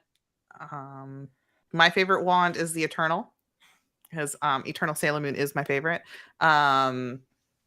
It's just so pretty. And then my favorite scout is Sailor Moon herself. I connect very deeply with Usagi, and I do have a second favorite, and that is Neptune. So, because she's super pretty. She's So, got the that's mine. elegance. Very elegant. And then my favorite scout actually is Miss Neptune. I am also I'm a femme lesbian. I'm very into I love her aesthetic. I love her aura. I think she is a very powerful character. I think she is a very decisive character. I've always looked up to her and how she has this sense of doing the right thing and about really just I love Neptune. I could go on for literally episodes on her, so I won't. But she to me it is her character herself, not necessarily her aesthetic, but who she is on the inside, and especially in the 90s anime. I think that's why we've been talking about nostalgia goggles and all that. The 90s anime fleshed Neptune out so much more than the manga ever did. And I think her representation is so important and who she is, and the fact that it was her story was the most wonderful thing about her, and that her sexuality just happened to be that she was in love with Haruka. It wasn't necessarily the storyline of her. Her storyline was her soldier self. So she's my favorite. I could go on all day. And then my favorite one is the kaleidoscope wand. Oh yeah. I love sword. Moon, gorgeous meditation. I love it. I'm a sucker for the theatrics. Yeah, that Mhm. attack is sick, and you're right. Neptune has a sense that she knows who she is, and it's not because she's a famous violinist. It's not all these other things, but it is also all those things. Like Mhm. she's got the chops to say like I'm a badass, and here's why. But she's just too elegant for that bullshit. She's Mhm. just there laughing at everybody else doing their nonsense. She would never talk down to the Senshi. That's what I love about her. Never. She's literally older, more experienced. She literally figured out she was a sailor Senshi on her own. Like, are you Only kidding one. me? Only one. The Don't only wake yourself. one. Too cool. She's too cool. Yep. And actually, right now, we're going to actually get ready for our break. We do take a break for those who are tuning in for the first time. So we're going to take a 15-minute break. So let's see, because what's the Comfy Witch is 3 minutes out. So at 8:20 p.m. Eastern, we're going to take a 15-minute break to 8:35, and then we will come back, and then we are going to get into the second half of the show, which we're going to start discussing theories that we have, which we've already been, but we love discussing more. And the second half of the show, and Celine is going to do her Mooney news. And am I forgetting anything, Celine? No, guys, during this time, the reason why we take a break is so not only ourselves, we can go get a drink, maybe grab a little snack. This is a chance for you guys to also stand up, stretch, use the restroom, take a moment to step away from your computer, and then come back. This just gives us all a chance to do that and just come back refreshed. And then I'll, titillate the senses with some Mooney news. Titillate. Titillate? We're using the big words today. Listen, there's times I can. I'm also out of coffee. I was like, no, me too. I need my coffee. I'm almost the show runs on coffee. I picked it up to go drink it and there was nothing in it. And I was like, I've never been so sad in my life. All right, guys, I also we're gonna let the dogs out. Oh yeah, go let your puppy ears out. Go, everybody, come back. We'll see you in 15 minutes.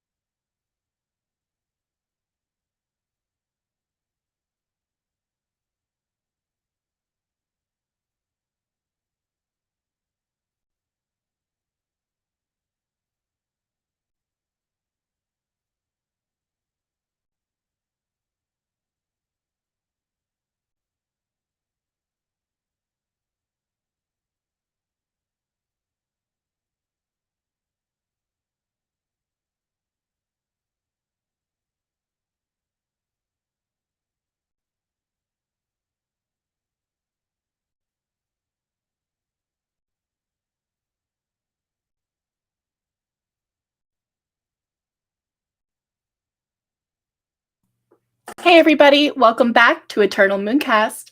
And now, with Mooney News, we welcome Celine.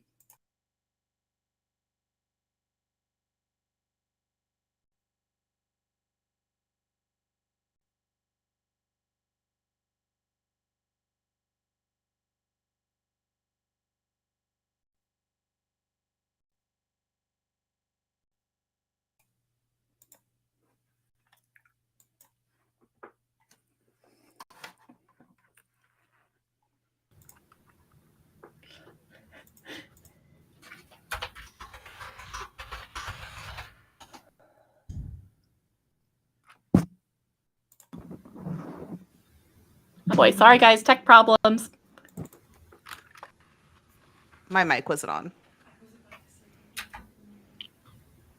Sorry about that. Okay. This is a new segment, guys. Sorry, we're still. I muted for the dogs.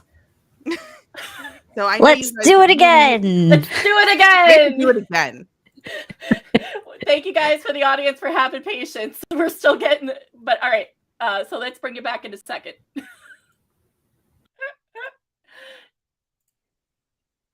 Oh, I'm laughing too hard. just go for it. We'll fix it. Good evening. This just in. Police are reporting an increase in phone calls for noise complaints in the Juban district. Reports indicate the sound of nonstop flute playing. While the melody is beautiful, no one enjoys it at 3 a.m. when they have work at 6. Police have been unable to locate the source of the music and have deemed the menace the Juban Pied Piper. Now, in other news, we actually don't have that much for Mooney News actually coming out. Unlike last week, we had a crap ton of stuff fall. This week only had one announcement. We had them actually show us the stickers that are going to drop in the Sailor Moon store for the 5th anniversary. Let me get that for you guys.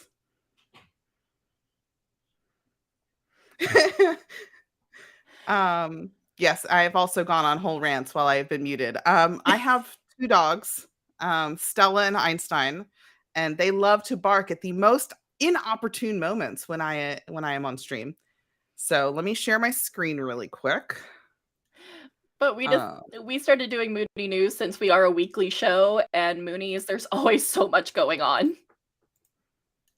So they released this week. We got to see the images. These are going to be in the Sailor Moon store for the 5th anniversary.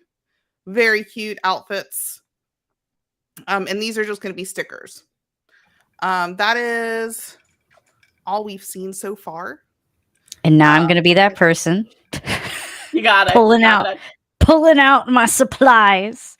So this, we've seen this art before because it came out in Japan already as a clear file. So ha ha ha, they're recycling art.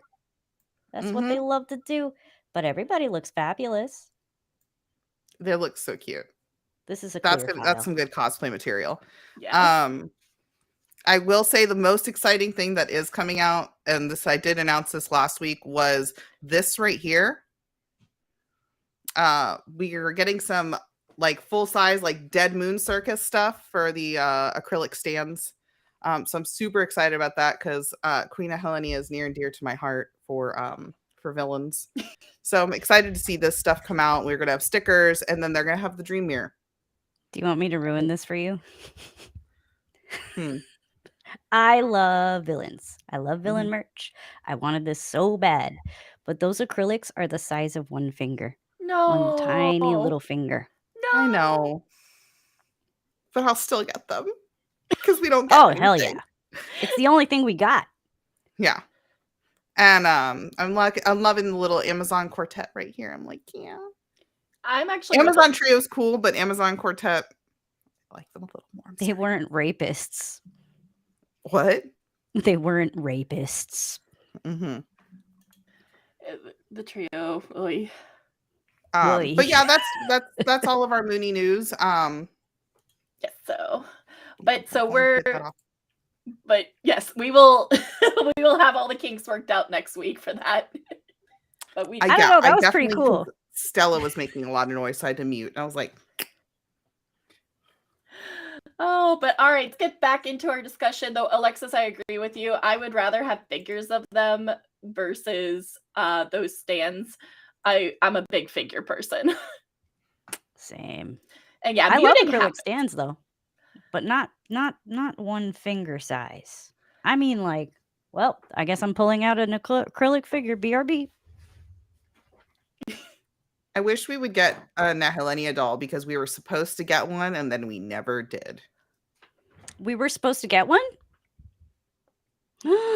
That's infuriating. So if they make a Sailor Moon acrylic stand, I want it to be this big. I want it this big.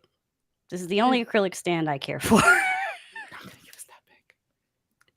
That would Because be the card amazing. captor ones are like hand size at most. Oh.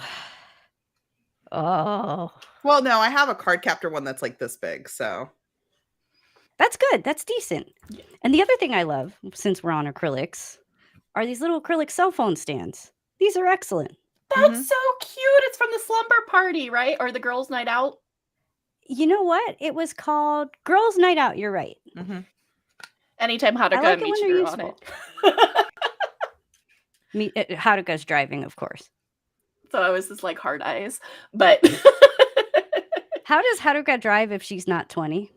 oh god, I love that part of the series when they ask Haruka that. Because she definitely deserves speeding tickets. Well, but that too, but you get your license at 20 in Japan. really? I didn't know that. Mhm. Yeah. So she's way So off. I don't know what's going on with Haruka. But back to our subject of the night, which is the Tree of Doom, or also known as the Makai tree. We use Deke and Viz and everybody's terms interchangeably here. So welcome everybody. We have had a fun first half, and now after our break, we are going back into the second half. And Celine just did the epic Mooney news with the stuff. So let's go ahead and get started with the second one. Or with the second half, which I wanted to bring up the tree itself as a character, because for those who maybe didn't finish the season or is continuing it, the tree can talk. The tree is sentient, and I think the voice actors that they pick are very, very, very interesting in how it's kind of the Luna discussion and how we see the tree, because the tree sounds very different in every different iteration to me. Was it a different gender? No, let me double check because I have all three voice actresses pulled up. Let me pull that one up. Oh, nope, that's Because I just watched the Japanese. It was distinctly female. And in my mind, it was male. But that could just be, the degradation of my mind over the years. And I mean, we've all seen the show so many times. Like, and that I say, we love Sailor Moon. We're enthusiasts. We never claim to be experts. So, but here is different comparison. Let me bring up the video. There we go. So this is Makai / Doomtree English and Japanese voice comparison on DJ D's channel. So here we go.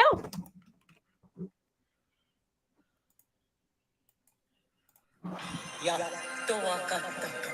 その昔、その星には海と私しかいなかった。長い時を私は孤独に過ごしていたが、話し相手が欲しくなった。私は彼らを愛し、 Very much a 彼 grandmother らも voice. 私に最大の What were you saying, Like Celine? that loving grandmother. That's her voice.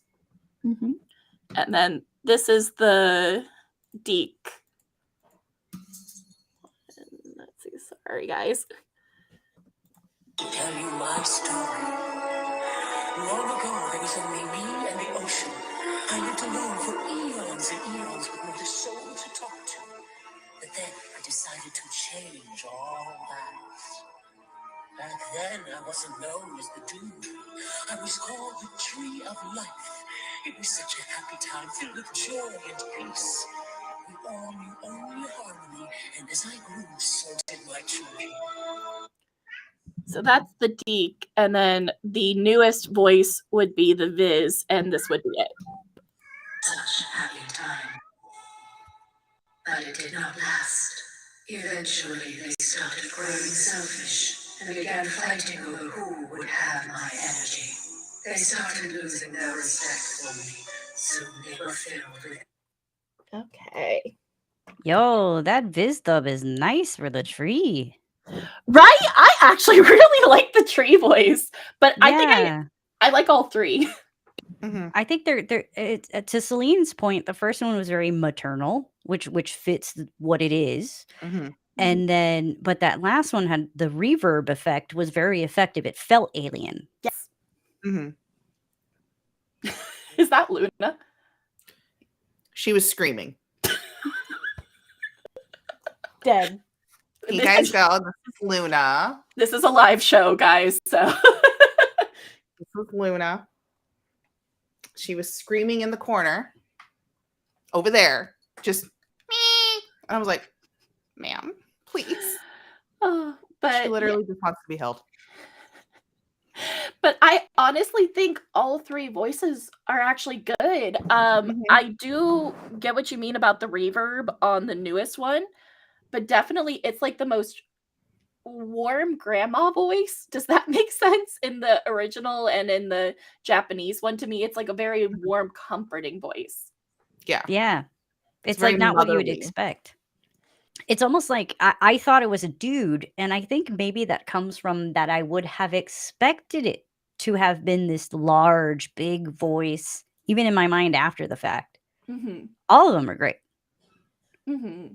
And you're right. It is the Makai tree is a giant being. So I get what you mean where you would expect it because it's a powerful being. Even though it is withering and dying away by choice, it is a very powerful being that can literally create life, like the tree of life.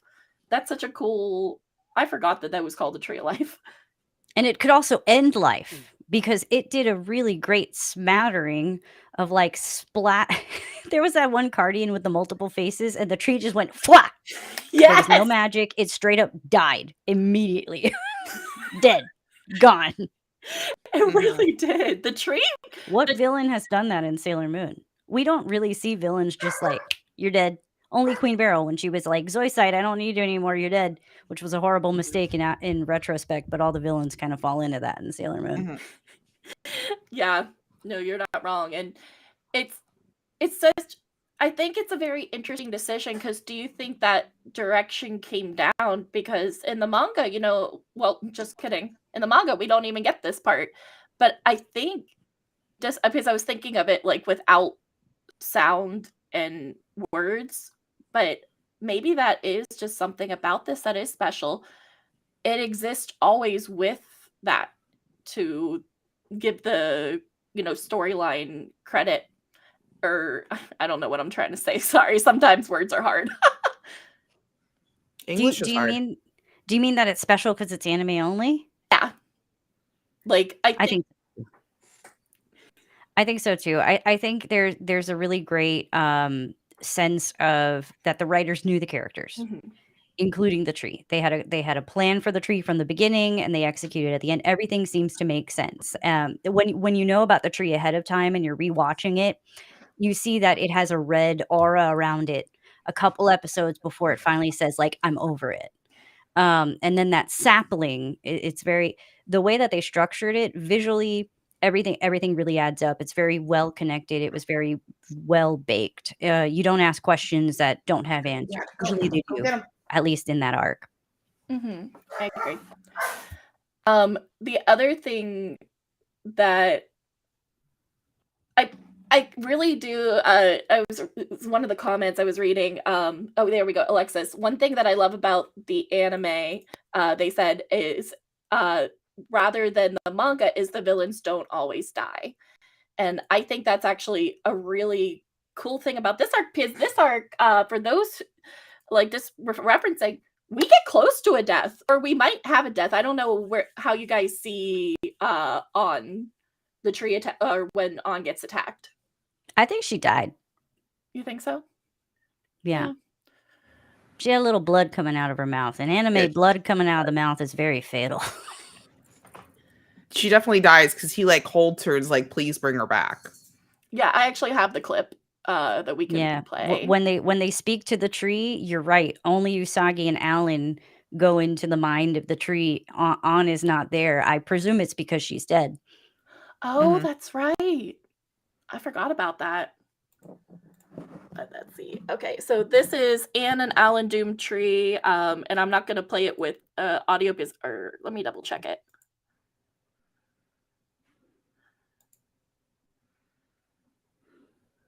Sorry, guys.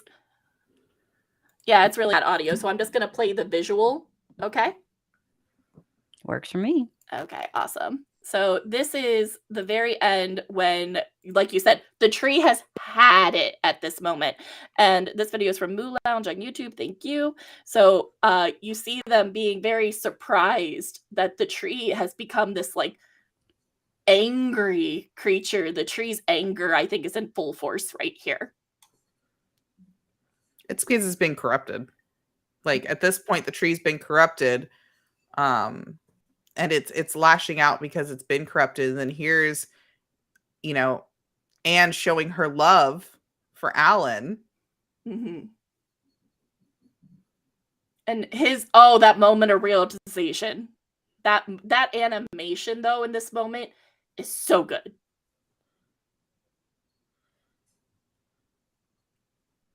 Final episodes for arcs are always the best episodes. They have the best animation. Yeah, and I'll quote my husband on this from about 2 hours ago. He said that this final battle felt more like a movie than Sailor Moon Eternal. Ooh, Controversial statement. I like that kind of opinion, though. Yeah, he's a One Piece fan, so take that as you will. And this I've moment. got opinions. I've got onions about Sailor Moon Eternal. Let's go. But I think it's interesting how Alan just accepts death at the end because he can't imagine living without On. I think that's a really... Yeah, he does say, I'm going to join you soon. Mm-hmm. So you guys are right. She has passed away. Rip. My Right? jealous queen. Mm-hmm. But the other thing, too, is that the tree comes alive when Moonlight Knight smacks into it. So, like, is Moonlight Knight made out of pure love? I'd argue yes. Absolutely. Absolutely, actually. Yes, he is. Oh, and he touches it, and he's the embodiment of love. That's so cute. He legit gets whacked into the tree like this. I forgot. That's so poetic. Because he is love. Oh, I love that so much. I mean, he's also a very easy cosplay. You're not wrong. And sorry, pajamas. What were you going to say, Celine? I was going to say, I was like, poetic as in he's gone. Thank God. I like he him. was a little much. I couldn't stand the poetry. It was like the love of children and the 21st century and whatever. Like, oh man, there's that one episode where they're back to Moonlight Knight. There's the one episode where it's a Sailor Venus centric episode. The kids are getting attacked on the school bus. They're watching the villains fight Sailor Moon, whatever. And Moonlight Knight, when he does show up, you'll notice all the kids are on the school bus. And Moonlight Knight is at the end of the bus. And he's giving his whole speech. And the kids are just chanting, Sailor Moon, c'est la Venus. And he's like, look, they believe in you. And I'm thinking, are the kids not seeing him because he's off to the side of the bus? Or are they not seeing him because he's not real and only the Sailor Scouts can see him? Because I got questions. Oh my God. But he's made out of love. I never noticed that. Is he real to other people? I mean, Ale and Anne seem to see him. And Mamoru, too. That's true. I don't know. That's a good theory because it's like,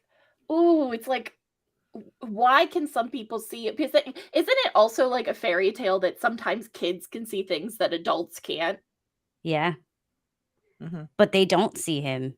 Or like he loves poetry, so maybe it's like they don't care about poetry. Maybe it's that simple. There's a man. They were like there's weird dude in a bed. Yeah, they were like talking. There's a monster. There's Sailor Moon and Sailor Venus. That's my English teacher. I'm not paying attention to him. It sounds like my English teacher. I'm just gonna leave him alone. Exactly. You're not wrong.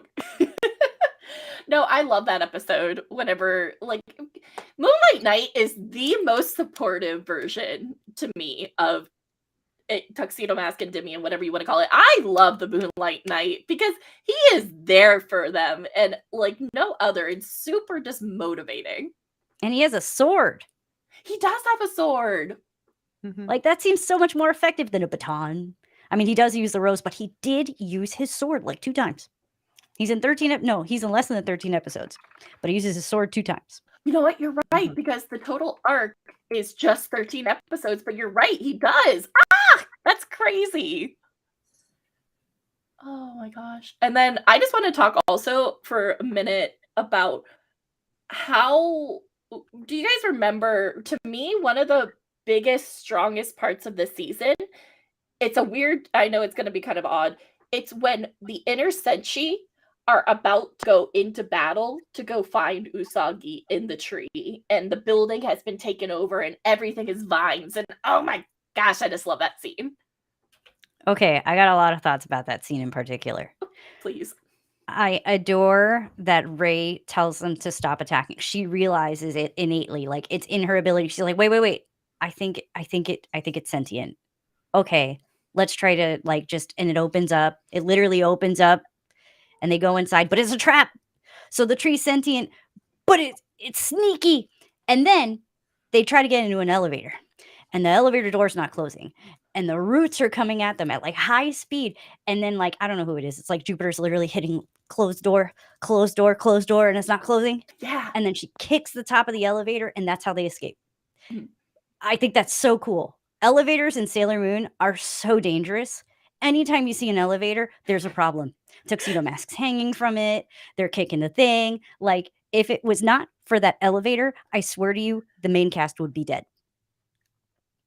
Yes. Or at least the escape from the elevator almost killed them. It's a really good moment. Like, the soundtrack is phenomenal. It's this like very 90s, very, very 90s, but it's like you feel the tension. It is very much of, we have a mission and this is do or die. And we don't get a lot of strategizing in Sailor Moon. And that's what you see there. You see the team is actually utilizing their strengths, Mars with the emotion, Mercury with the brains, and then Jupiter's like, let's escape through there. She kicks it open. Like, everybody has a moment to shine in 3 minutes of screen time. And Venus with her leadership. Like, yeah, fantastic. 10 out of 10. I love it. But I think that happens in Sailor Moon seasons because, to me, it reminds me a lot of in Supers when they go in the tent and they face their mirror selves. And it's that tension again. The 2 scenes remind me of each other. Do you remember them, or am I going too obscure? Because I go pretty obscure sometimes. I think I'm thinking of the beginning of Stars, but that one's not mirrors. I think that's the one where the outer Senshi team up with the inner Senshi. It's the one where the most famous one to me is the one where it's Venus looking in at herself, and Venus is like, you do all this for nothing. You used to be the main star, and now you're just a sidekick. And it's like that type of... Okay, so I won't go too far into it. But that's a deep cut. That's solid. Which arc is that? That's Supers. That's when they first enter the Dark Moon Nehelenia's Circus. palace. I could do an entire episode on just that section. I have a lot. Yes. What you're talking about. It's when they first enter the tent. The thing about Nehelenia, and every time she's on screen, I get confused between seasons 4 and seasons 5 because, okay, we fought her, we had a great final climactic battle, and then we did it again. Okay, let's go. She's got 2 deaths, and a lot of people even forget that part exists. She's got a rebirth at the end of the second one. Galaxia literally was like, hey, yo, you're trapped in a mirror in space. Come on down. I swear to Those you. bitches are still alive. Literally, she's like, by the way, they're still alive. And Helena is like, no. Who's that? What voice is that? She never even sees Galaxia. Oh, that's right. She just hears her voice. She just hears her voice. That's how powerful Galaxia is. I love Galaxia. Oh my gosh. No, Galaxia is an entire mood. Like, especially like all her iterations are so different, but so wonderfully. I just love it. Yeah, I just love that in the anime, her villains are all business women. So what does that say about Galaxia? Like, there's another anime in another universe where Galaxia was like a CEO at that TV station. Yeah, Galaxia, we're actually going to be covering her in a couple episodes. Oh, I'm Yeah, excited for you. it's a good one, and it's with one of our friends who's been a Galaxia cosplayer since like before Stars even got dubbed. So it's been a minute. And then I did actually have this that I wanted to show for those who haven't seen. This was the scene we were talking about. And this is from Princess Ari on YouTube, and this is the original that you were explaining. Sailor Scouts, transform yourself! Gotcha!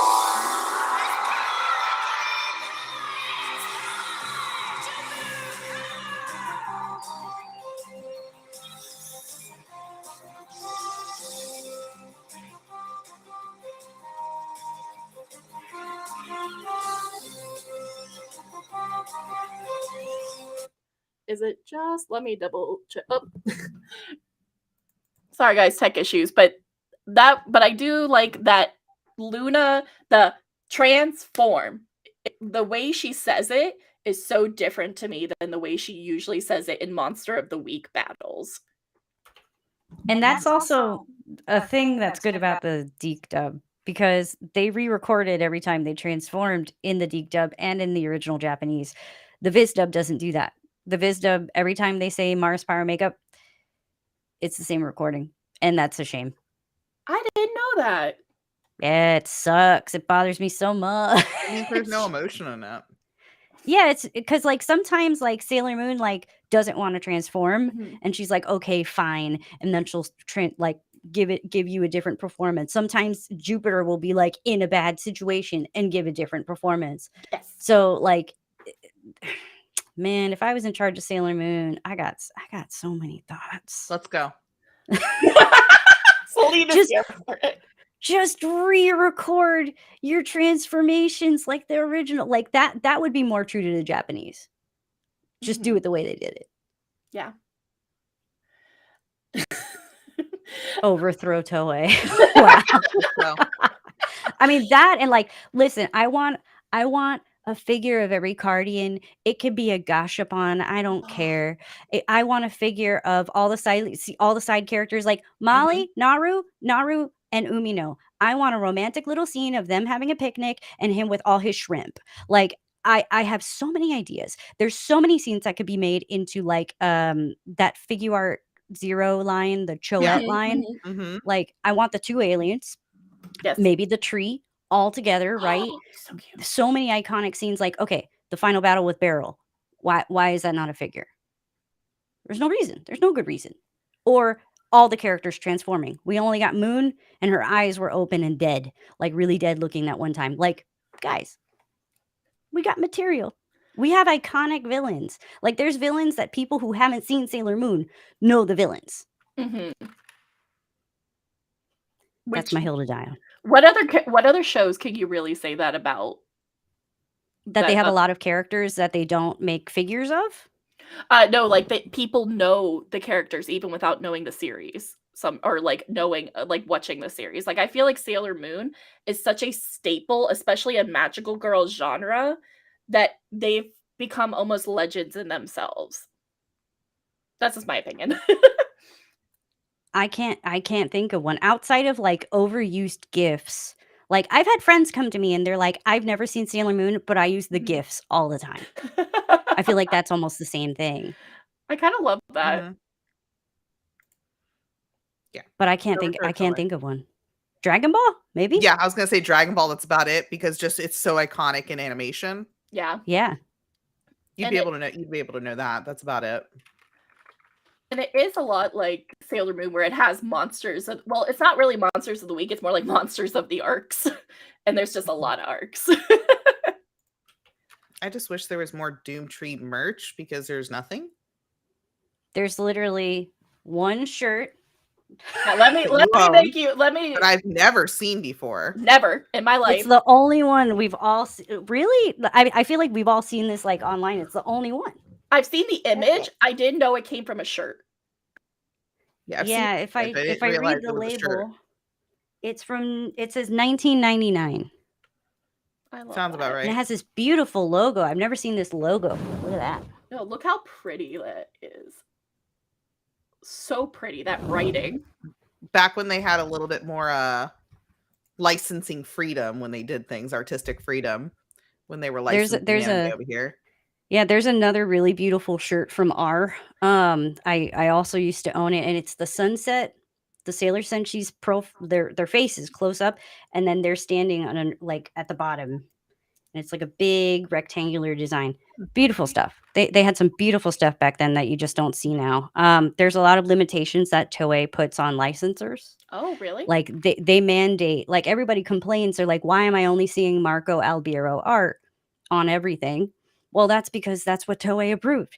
Toei is only letting people make Inner Senshi merchandise and Dark Kingdom merchandise because somebody at Toei, I can't tell you who, I can't tell you if it's Naoko, I can't tell you if it's Bandai executives, and I can't tell you if it's her editor, her assistant, Osabu. Somebody's making these poor choices, like this merch, this picture I've seen 1,000 times. Yeah. I've never seen an alien, not in 20 years.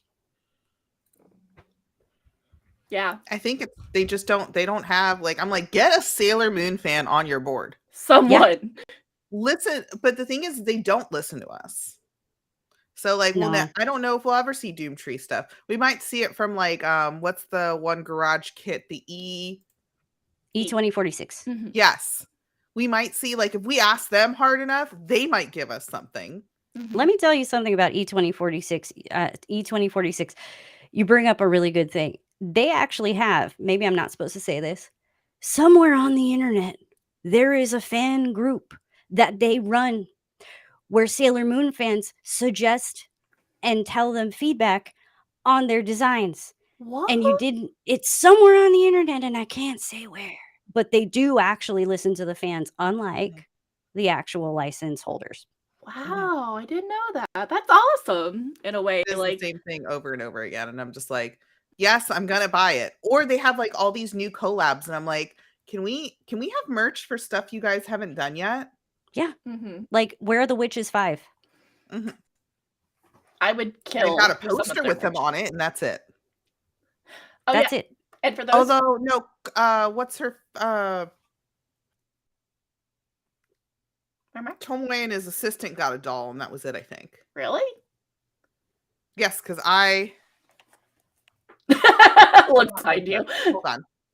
But him, Tomoe and his assistant, is it Kaone? No. Kaori Knight. Kaori Knight. They got figures. Really? They've got dolls from the American line. The American line dolls in the blue boxes. Oh, yes. Okay, so I know They were the only Tomo. ones. Tomo, definitely. And I think you're right. I think Kaori Knight, but they probably like covered up her top a little bit. No, she's wearing her like lab. No, she's in her like lab suit, her like lab jacket outfit. Oh, wow. Like her human form. Like her science assistant outfit. That's what she's in. But that's it. I do have the one piece of merch that I could find. For those Oh, that's it. The DVD. They're on the DVD cover. But it's the edited DVD. Yes, the edited that one. But just to prove it does exist. And I think that's it, though. You don't see Doomtree, and I'm upset about it. Oh, and there's the VHS box set. I could go grab it if you give me 2 seconds. Yes, please, if you don't mind. BR Bizzle. If you guys can't tell, we're all big Sailor Moon collectors here. I collect mostly Uranus and Neptune. Celine's collection is... Hang on. That. It goes up. Like it keeps going.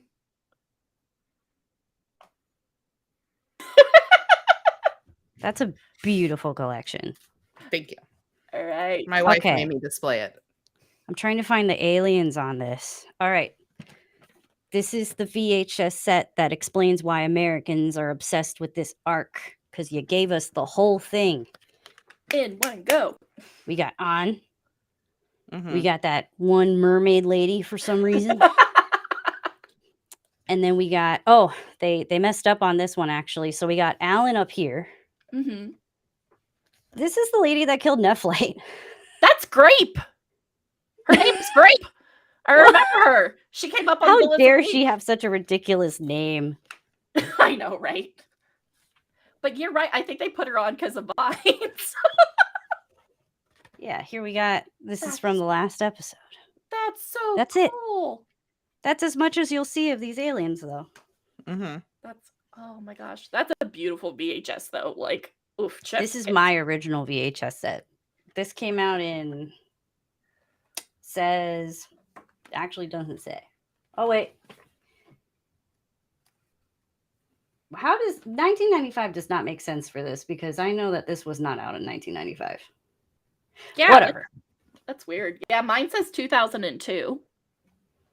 Yeah, the DVDs, definitely the DVDs were interesting. They had a Probably subtitled 97 release and for then a the dubbed Doomtree. release. Mm-hmm. Oh, they did? 98. Oh, that's interesting. Okay, so let me switch us back to I this. think Doomtree, that came out on VHS like 98. Yeah, probably. I remember getting it Electronics Boutique, and I was probably 10 or 11, so that tracks. I'm so glad. I love I that was set. middle school for that. That's a great set. It really is. Oh, I'm wondering if I own it, because I bought like a big set from someone with like the DVDs and stuff. I'd have to go look on like my shelf, because I got like the pink box Sailor Moon VHSs still. With the sparkles. Yeah. With Yeah, my those are favorite one was beautiful. the Moon Princess one. That's one of my favorites. I've watched that tape so many times. What a great, like, those episodes were just a beautiful selection of like, this is all you need to finish the show. mm-hmm. Exactly. Tension, drama, romance, bam. Season. I love it. Well, one other thing I wanted to talk about was specifically Usagi and An's relationship and kind of their friendship, and especially how I kind of credit the season for giving me a perspective as a kid of you don't know what's going on in other people's like lives. And I do like how their friendship did form by the end, that they did the good. Of course, it's Usagi. She always sees the good in people, but like she actually struggles a little bit trying to learn to like On, because she loves Alan. I was very proud of finding this art from the magazine. You should be. This By is the way. amazing art. I was like, I found this and I was like, oh, chef's kiss. Fantastic. What was this new type? Possibly. It looks but like this it. is It's definitely beautiful. from a magazine. Yeah, they really hated each other, like just right from the get-go, but they were I said colleagues, fellow students. They were fellow students. They did get stuck in detention together that one time. The teacher forgot them. But you made a really good. She totally forgot. She went on a date. She was just dick spotting, just paying attention to anything but the kids. Like, there's something important I need to be doing. And then that's when she got attacked, and that weird Cardian started choking out the ducks. It was that moment, That was the episode. that episode. And the Cardian didn't listen to Alan because Anne didn't choose it. But back to your point, though, you don't know what's going on in someone's life. Usagi came to their apartment thinking that Anne was sick, that Alan was sick, and she found out that they said their parents had died, which, okay, is that a lie? That's not really a lie. They're alone. They're Mhm. completely alone. They have no family. And Usagi, you could see she like felt for them. She was thinking about it. You know, Usagi is a very interesting character because she's an airhead and she feels more than she thinks, but that's also her strength, right? You know, they tell her, oh, you know, our parents are gone. You could see Usagi was processing that. Makoto was like over it. She's like, I hate this Ann bitch. But Usagi, I mean, it's true. If you watch her, she's like, let's get out of here, guys. But Usagi takes the time to think about other people's feelings. You don't know what's going on with somebody else, even if they're an absolute asshole to you. Because Anne was just an asshole, which is why I love her. I love her so much. She's a very, you know, they know what character they were creating with that. Yes. Mm-hmm. She was a well-formed character. Yeah. Oh my gosh. But this kind of pulls in to my theory of the night. I honestly think that the Tree of Doom, here's the thing, the first season taught us about how to be friends with people, how to come together, how to have a similar camaraderie, because it is the scouts coming back together. It is the scouts, having the same mission and the same purpose, protect the princess, the silver millennium. Or semantics. But I think it's this part of Sailor Moon R that is about learning differences and about how you can learn, like, people you can connect with on different levels, and about really appreciating what the language that we use is really important. I love that. That's beautiful. And I think it's still inspiring media today. And to bring this in, is anyone in the chat a K-pop fan? Oh God, how far are you bending backwards with this one? Not too far. So it's a group called Dreamcatcher, and they have a trilogy called the Dystopia Trilogy. And the first album is actually called The Tree of Language. And shush, Loki. And what it is it actually starts out with a tree, and it says, one day the light did not come, people suddenly forgot how to say good things. And to me, this shot reminded me of the Tree of Life. Like that place, and I won't play like the whole videos or anything because they're 3 minutes or whatever. But I think because what the trilogy is, it's Scream, which is Speak No Evil, which is about like how words and all that can hurt. And then Boca, which you see the tree, but look, the tree went from golden and then it withered and died. I swear that's a Sailor Moon reference. So that's kind of what it could be, because there's a lot of Sailor Moon references there. People are like, this is a Sailor Moon reference, and I was like, I wouldn't have got that till you said something.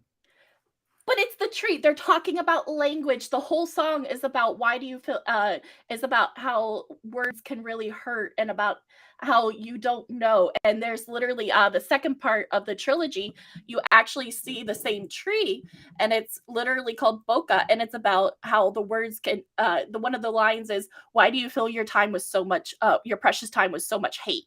And you see the tree turn red.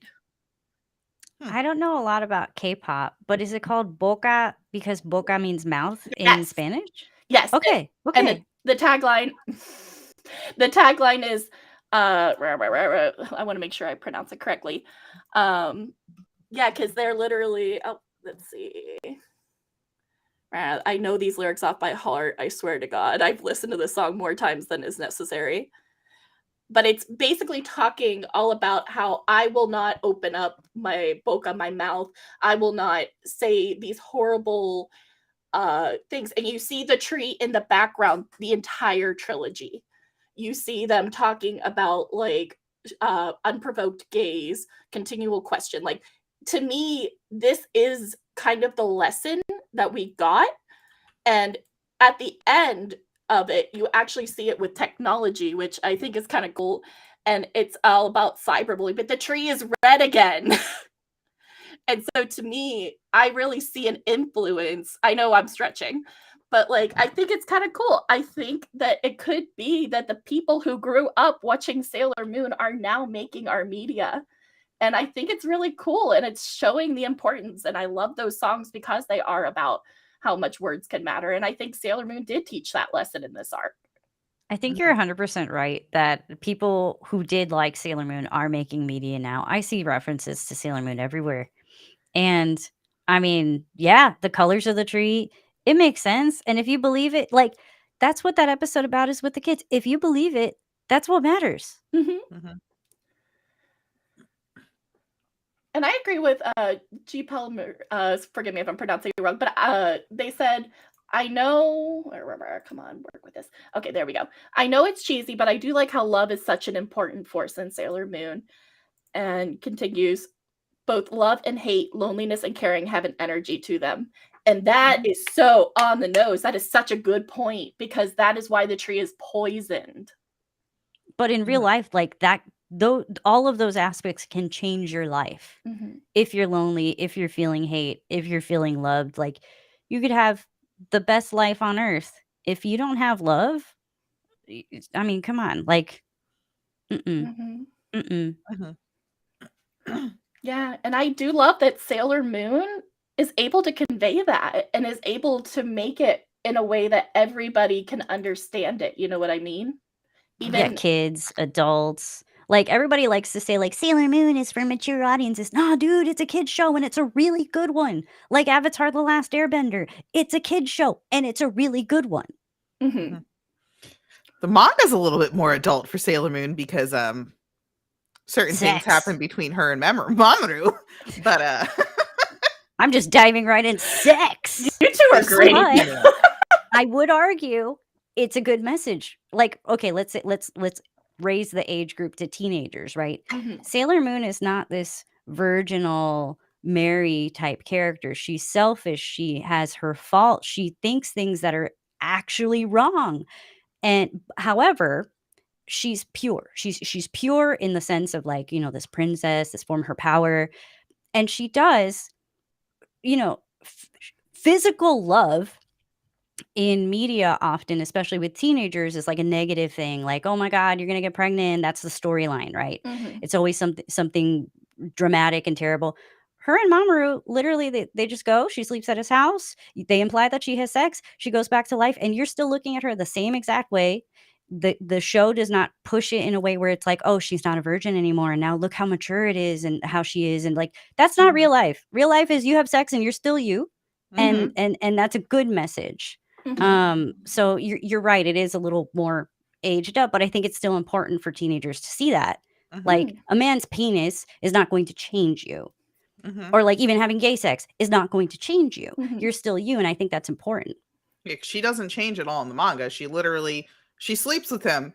She goes about her day. Mhm. She Mhm. goes back to kicking some ass the Mhm. next day. Like, Fighting evil by I love. think that's she's like, great. oh, well, okay. I was gonna bring it up. Fighting evil by moonlight, winning love by daylight. Like she does both. Mhm. Like And it's she's nothing changes. still late to school and having a toast in her mouth. Like, that's all of us, man. I love it. Usagi is all of us. She's not a perfect person. She's a relatable character, and I think we've kind of gone over this in the show before, but it's the ability of the show to have so many characters that I think enables it to be amazing and that you can find someone that you relate to. And you might even relate to a bunch of characters in different ways. Because I've hardly ever met someone who only has one favorite scout. It's impossible. Mhm. Oh, but Loki the Comfy Witch Maud brings up a great point. The love, but also love to the point of obsession is evil because arguably that's a lot of the villain's motivation. But love, it's love, but obsession. Yeah, Beryl, Galaxia, even Black Lady to an extent. Hmm. That's true. I mean, Black Lady was more loneliness, but still, it's that attachment that's unhealthy is what they showed. But Prince I don't know. Diamond. I'm sorry. Prince Diamond. Oh, That was Prince unhealthy Diamond. obsession. He was so handsome though.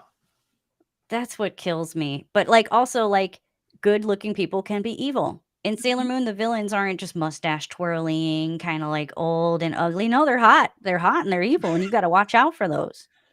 Mm-hmm. And in fact, you see the Sailor Scouts more like like I don't want to say like less hot, but like not as much makeup. Like like they're always dressed in like more wholesome clothing. Like it's different. It's a different vibe. There's a lot of really important lessons in Sailor Moon, but Mhm. one really, really important lesson that I learned from the Doomtree arc is how to cheat with straws. Yes! Yes! I swear to you, I took that lesson throughout the rest of my life. Not that I used it. Maybe I did. I don't remember. And if I did, I'm not admitting it. But I learned how to cheat. That is amazing. And I will never forget when Anne showed up and she just was like, bam! She just pulls it right off. And it's like, oops, I have the white one. Ah! Tell me in comments. I still think about that.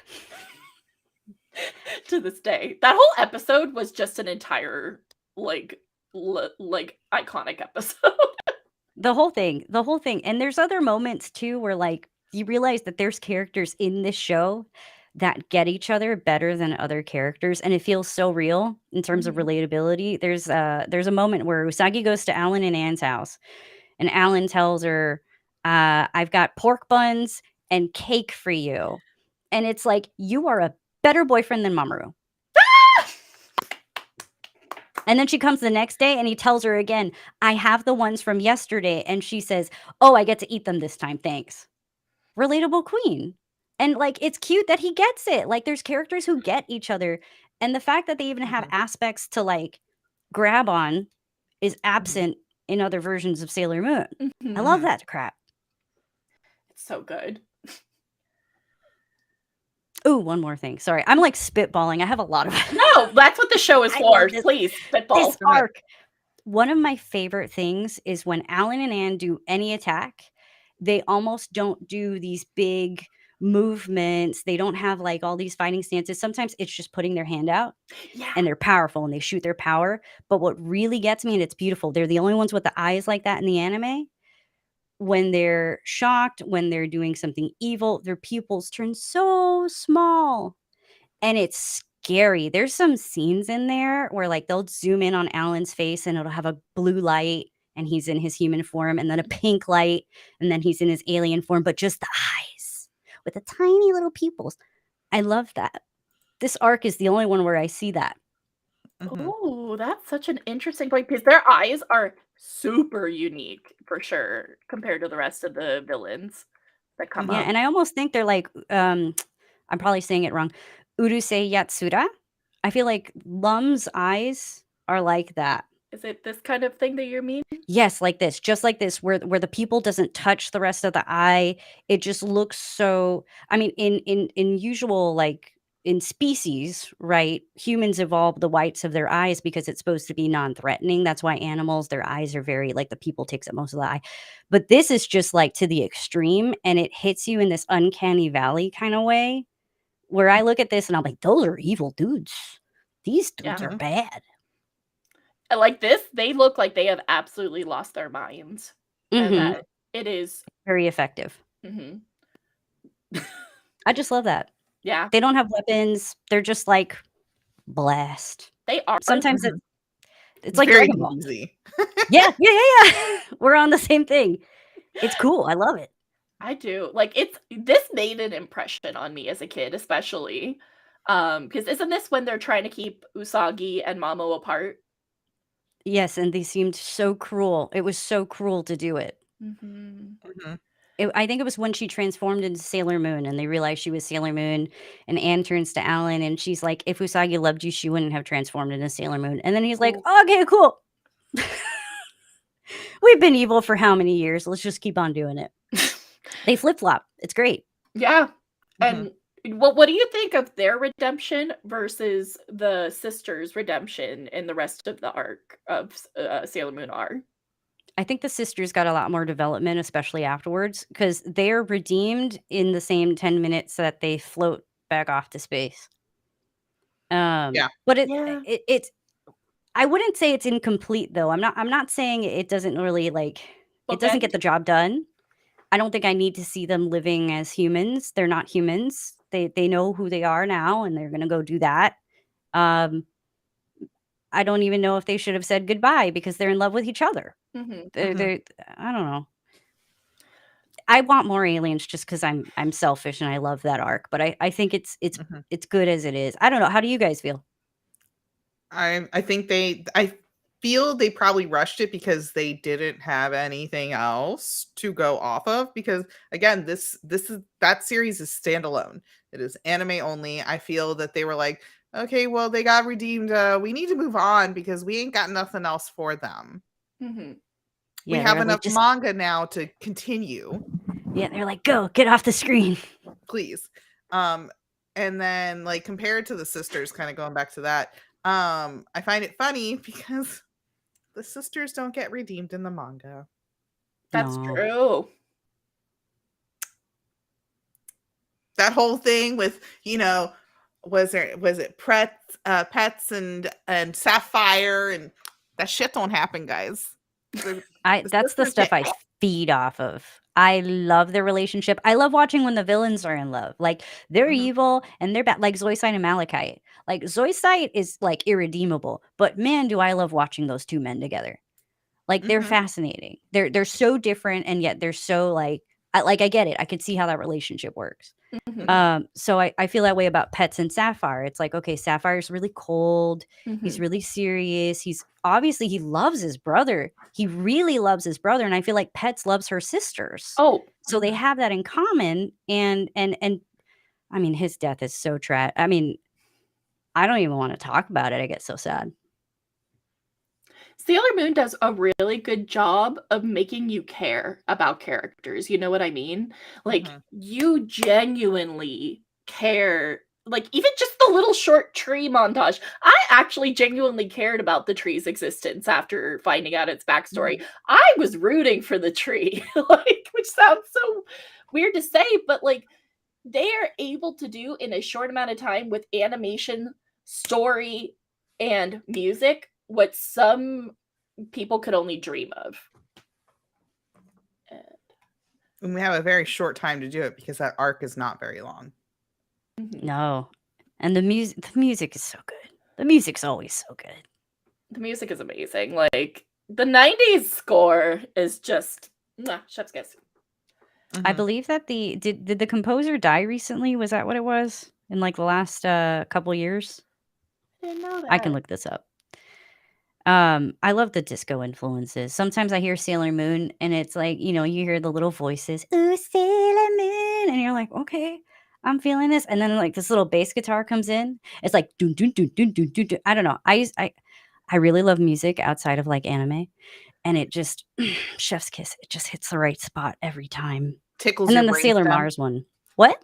Tickles your brainstem just a little. It's like, tick, tick, tick. Yeah, just You're like, like yes, that one. I get tickly like in my rib cage. It's like, oh yeah, give me that little It's bass. like Mufasa. You're like, say it again.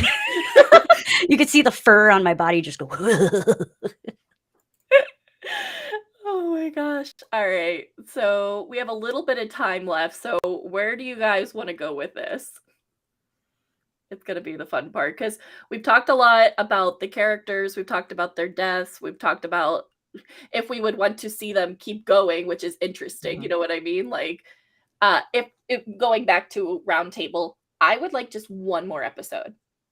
Just one to kind of not not to okay, maybe a little bit of epilogue, but more like I would like to take the last episode, flesh out the tree a little more, and give some more dialogue in that scene. I wish that that scene had been longer. It was, by the way, I'm not knocking it in any way. I love that scene to death. I just want more. You know what I would Mhm. like more of? Like that could pad out another episode. Not only that, but okay, Mamoru just got all his memories of his past life back, and he Mhm. remembers that he's in love, and they have this whole thing going on. Well, the next episode, let me tell you, they're just on a boat and Chibiusa falls right on his head immediately. I never got to experience or feel like what was going on with Mamoru when he remembered everything. Like it's Mm. almost like he just immediately went into, and I know we're all kind of on Mamoru in this panel, but he just immediately goes into dad mode. It's Yeah. terrible. He's Mhm. just like, here's Mamoru, I'm just the boyfriend, blah blah blah. I want kind of the Usagi, I missed you so much. I can't believe I forgot you. It was the worst Mhm. like 13 episodes of my life. Yeah. But like that's still missing in Sailor Moon. That's a criticism of Sailor Moon Classic. Mhm. Mhm. Because it just goes right into it. Like here's Chibiusa, here we go. We're on a boat. Okay, great. Yeah, we I didn't want get more relationship. anything. Like he had to have had feelings because Darien was a complex character in the 90s, Mhm. especially with his backstory and how he relates to people and how Usagi brought into his world. Like, I want to know, how was he feeling? And maybe that's what would have made him kind of our dude, right? He's not, and there's a reason for that. And also, I'm a Ray fan. I want to know about like Ray still has to be dealing with the fact that the guy that she was kind of dating is now with her friend. Like, guys, that was only like 20 episodes ago. That was only 20 episodes ago where it was like, oh, they're in love, haha. Like, we never got to hang out with Ray and see how she feels about it. I'm sure she feels some type of way. Like, but that only I the feel 90s some anime type of way could do. about that whole situation because that never happens. I was like, Like, you needed some kind of like resolution there, right? Like, what is she thinking? What is she feeling? Something to that's what I want. Just one episode. I want their feelings. For I as want much everybody's feelings. they didn't really do anything with Mamoru. Mamoru was just like, hey, we're gonna give him this. And I was like, y'all are even like horseshoes and grenades right now. You're not even getting close with what Mamoru is supposed to be in the manga. No. Like, That's yeah, and in the manga he's definitely more loving, he's definitely more active in the relationship. And then also he had amnesia as a child. You're going to tell me that he's going to experience this shock after having amnesia again and just be like, "Oh yeah, I just forget things like my parents. I forgot my girlfriend." this is fine. This is fine. Room There's on no big fire. This is fine. Fire this. Oh my gosh. I think I have a problem with Mamoru. Just in the 90s anime in particular. And you see, like, you kind of see it in this Doomtree arc. And I think it's stupid that he didn't remember.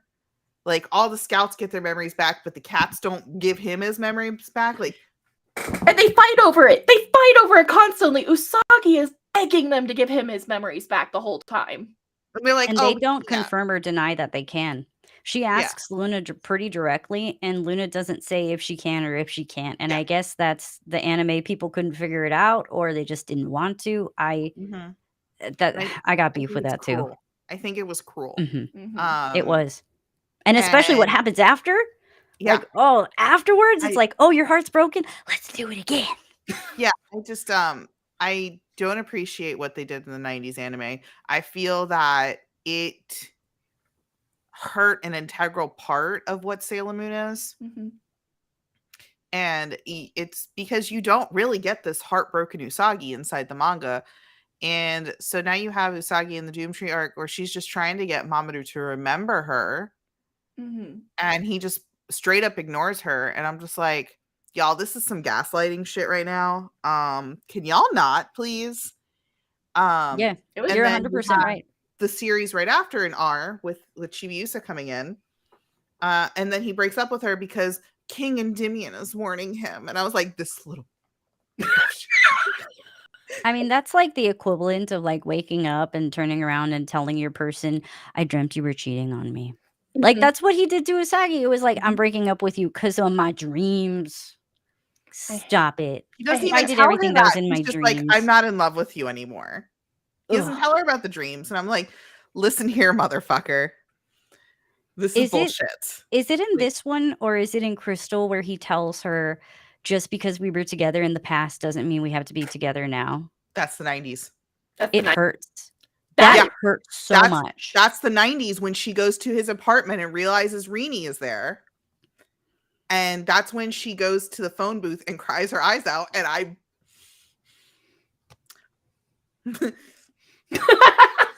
hear you, little we shit. were all kids watching this. Like, and it hurt his kids. Like, I remember. It did. I was bawling. I was bawling my eyes out. Right before school. Getting like, ready. I couldn't understand that shit it. was on at 5:30 in the morning for me.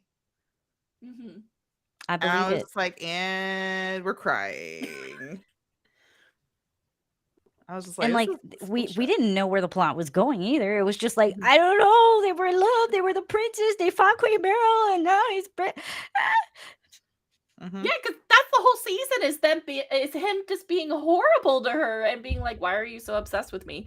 Like, and then going on a motorcycle with other girls. Don't like that. I think it's the problem is all the gaslighting and stuff like that happens. And I'm just like, but that's not who Mom. Also, the miscommunication. That kind of shit drives. I'm just like, talk to the person because they talk, like when he has a thing going on, he tells Usagi. Mm-hmm. He's like, hey, by the way, I think something's happening. I don't feel good. And I'm like, oh, you weak little bitch, you're fine. I mean, if I had a dream, a prophetic dream that said everyone's dreamt that they've died, right? No one wakes up and says, I can't talk about it. No, you're like, I dreamt I died. Mm-hmm. Oh shit, I dreamt you died. It was horrible. Instead, Mhm. he was like, I guess I'll just break up with her. Mm-hmm. Him and his Oh, you prophetic dreams. don't even know In who season sees 1, those it dreams. was Princess Serenity, just like in silhouette. Bring me the Ginsui show, the silver crystal and a pizza. And it's like, Big mood. She would. I don't know if you guys have seen Abridged. It was so good. Someone needs to put it back on the internet. But he has these stupid prophetic dreams, and he really actually follows them. Like, if I had a dream and they were telling me to find the Ginsui show, I'd just like Google it, find nothing, and then go about my life. Mamoru follows his stupid dreams. He's kind of, I don't know, like, is he of lesser intelligence? I don't know. I question it. I mean, Naoko did love her like stupid weak men. Actually, Yeah. she talks about But- that, doesn't she? Yes, constantly. That's why she married her husband. Because he was a hot mess, and she loves that. And I'm like, I've seen ma'am, pictures of his please." room. It's so messy. Yeah. Oh God, it was when they showed like what his house looked like. I was like, "Huh." I was like, ma'am, Get a vacuum. I want to vacuum just because I saw it. But I mean, going back to the Doom Tree, I think, like I said, what we've said from the beginning, it was very unique. It was its own thing. Like they made this shit up on the fly, but they made full-fledged characters. And like the Cardians, the most brilliant thing, the most brilliant monsters, the most unique monsters based on like mythology and all that stuff. And then they were tarot cards. But also they weren't people. Mm. Where They just go back to being cards. they were cards. Now you did kind of see it in the Barrel arc with the monsters. Like the monsters were actually monsters that were part of the Negaverse, but those were probably humans prior because she did corrupt half of the earth. But the Cardians are a very unique kind of, just in general. They're the way they were summoned, the way they were used, the way Anne and Alan kind of lived, which is off the energy of the tree. Yeah, I found it all very interesting. The fact that they put that all together Mm-hmm. with nothing, because they were like, oh, we need to make a filler, but the filler episode didn't feel like a Naruto filler where it's like in East Bumblefuck. It makes no sense to the timeline. They made it fit into the timeline, and I think that is what makes it so unique. Is it kept flowing, and we flow right into Chibiusa's arc Mm-hmm. with like no hindrance. It was so seamless. Mm-hmm. And the You don't Cardians, see that with like fillers. the cherry tree Cardian. Oh, Oh my so god. good. So good. So beautiful. There's even the, I keep going to the stupid baby episode, but the one that attacks the babies, she always appears in front of the sun, Mhm. right? As like a shadow, and they always shoot her from this an angle from underneath, and it makes her look so like she looks like a tier 1 villain. Like they treated her like the DD girls, and the cherry tree one as well. And like even the simplest ones like Dampier in the Mhm. first episode where it's just Sailor Oh. Moon and Naru's getting attacked. Like she's got this cool like Grace Jones haircut going on. Like, and I was watching it again, and I was telling my husband, I was like, oh, this one's called like Vampire or something. And then it's like Yeah. Dampier. And I'm like, yep, She see, goes, I remember. Vampire. That's it. That's all she says. I would love if they didn't just say their names though. And like I a think Pokemon. that it's like Pokemon. It's like Pokemon, and that really only happens in the original. And again, goes back to the Deke dub. Like, yes, changing things is bad, but I like it when the monsters talk English. Mhm. Pretty words. Mhm. Mhm. And my husband was asking me, he's like, if they're not saying their names, like, what are they saying? And I'm like, I don't know. Like, I'm gonna get your aliens, babies. I mean, your energy, babies. Like, I don't remember what they said. They just said something evil, and it was fun. They sound like they sound like the bad guys of a really good Saturday morning cartoon. Yeah, like Captain Planet, which I love. Captain Planet and Sailor Moon are basically the same thing. I love it. Same. I'm not gonna lie. Like we all come together and power up the main one. All right, got it. Sailor Planet power, Planet, Captain Planet, save the Mhm. world, whatever, man. Save the trees. It's all good. Yep, and it's all the Captain Planet had female villains, and I remember that made an impression on me. And then I saw Sailor Moon, and it had female villains, and I too was excited about that. Mhm. I just love like characters doing different things, and that's what the Doomtree arc gave us. It gave us the school nerd being a romantic little guy. Where the hell do you see that in the rest of Sailor Moon? Nowhere. Mhm. Naru, I made these shrimp for you. Like, oh, look at It's- you cutie patootie. It's so cute. And It's she's so so abusive though. The zipper. the zipper Although moment. I do appreciate her like, was it like Bostonian accent? Oh yeah, Serena, let's go to the mall. Yeah. Ooh, but I will always appreciate like Deke Dub Molly. Like she just and I she's also love that in- she acknowledges that she gets attacked a lot in this Mhm. arc. She's like, I always get into these things. When she goes to the talent show, she's like, I don't know. I always get into these problems. I don't know if it's a real talent show or not. It's like, good man. What arc is it where Naru tells Sailor Moon, like, she tells Usagi, like, I think you're doing something and I don't know what you're doing, but I'm scared for you. Like, Naru is that girl. Is it I this love arc? her. Is it this arc? It might be when the I think it's when she's gonna go fight Rubius, maybe. Yes. I yes. think it's this season. Yes, because I just watched it because I'm watching Mhm. I'm watching the Black Moon Clan right now. And Mhm. and I remember that because we had this discussion last week about how Molly gets left behind the longer Sailor Moon goes. And Mhm. she actually does. She tries to reach, she's like, I can feel you pulling away. Like there's something pulling you. It's not that you're leaving me. There's another Force. yes, another force pulling you. And it's interesting to see how Molly is still like very much a great friend, very much all there for Usagi. And it's like it's a different form of love. And almost the Pluto, a love from afar. I think that's beautiful. And yet, she wasn't in the manga that much. Really? No, The manga. She's like the first part of the manga, like when you're seeing Usagi in school, and then you get like, I think she pops up like once, like her and Umino, and that's it.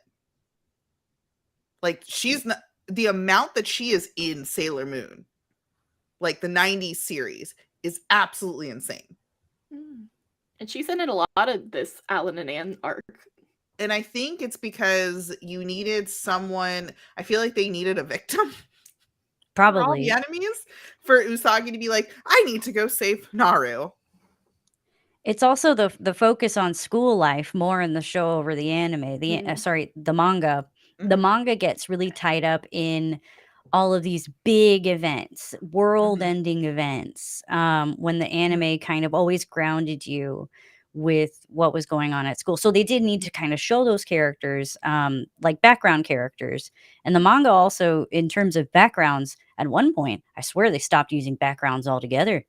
Like, there are very few scenic backgrounds in the manga. I don't know where the Senshi are at times, and I'm very excited for Cosmos to actually see, like, where are they and not in a void. So it's like you lose the background characters and then you lose the backgrounds entirely. It's really crazy.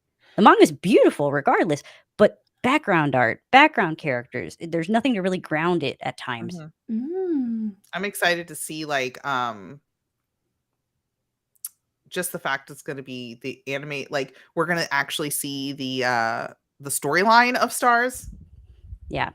I'm trying not to say any spoilers. Same. Yeah, I'm excited. It's gonna be exciting. Like we're in a very exciting time to be a fan of Sailor Moon. I think Sailor Moon's bigger than it ever has been, especially in the West. I tell people at work, I'm like, oh, today's the Jimmy Choo collab. Tomorrow is the Black Belt collab. Oh, remember Color Pop? Yeah, they did another makeup one the other day. And then there were Skechers. And then there were Vans. Like, never in my life has Sailor Moon been this big. And And it it's a great sells time. out. Like the Jimmy Choo sold out. I was like, I do want one of the bags. I want the one bag where I think it's Usagi and Mamoru panel on the front, and then you turn it around, it's all the scouts like doing attacks on the back.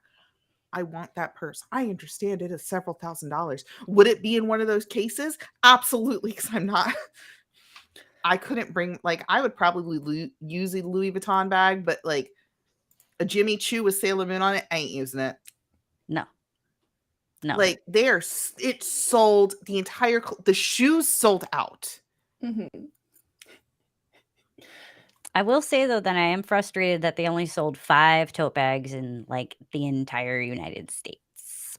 That was the it? thing. Supposedly, okay, so supposedly the Jimmy Choo collab, every store location, and there were only like what, Vegas, Tokyo, China, England, Mm. apparently, and I don't think Miami got any because I called.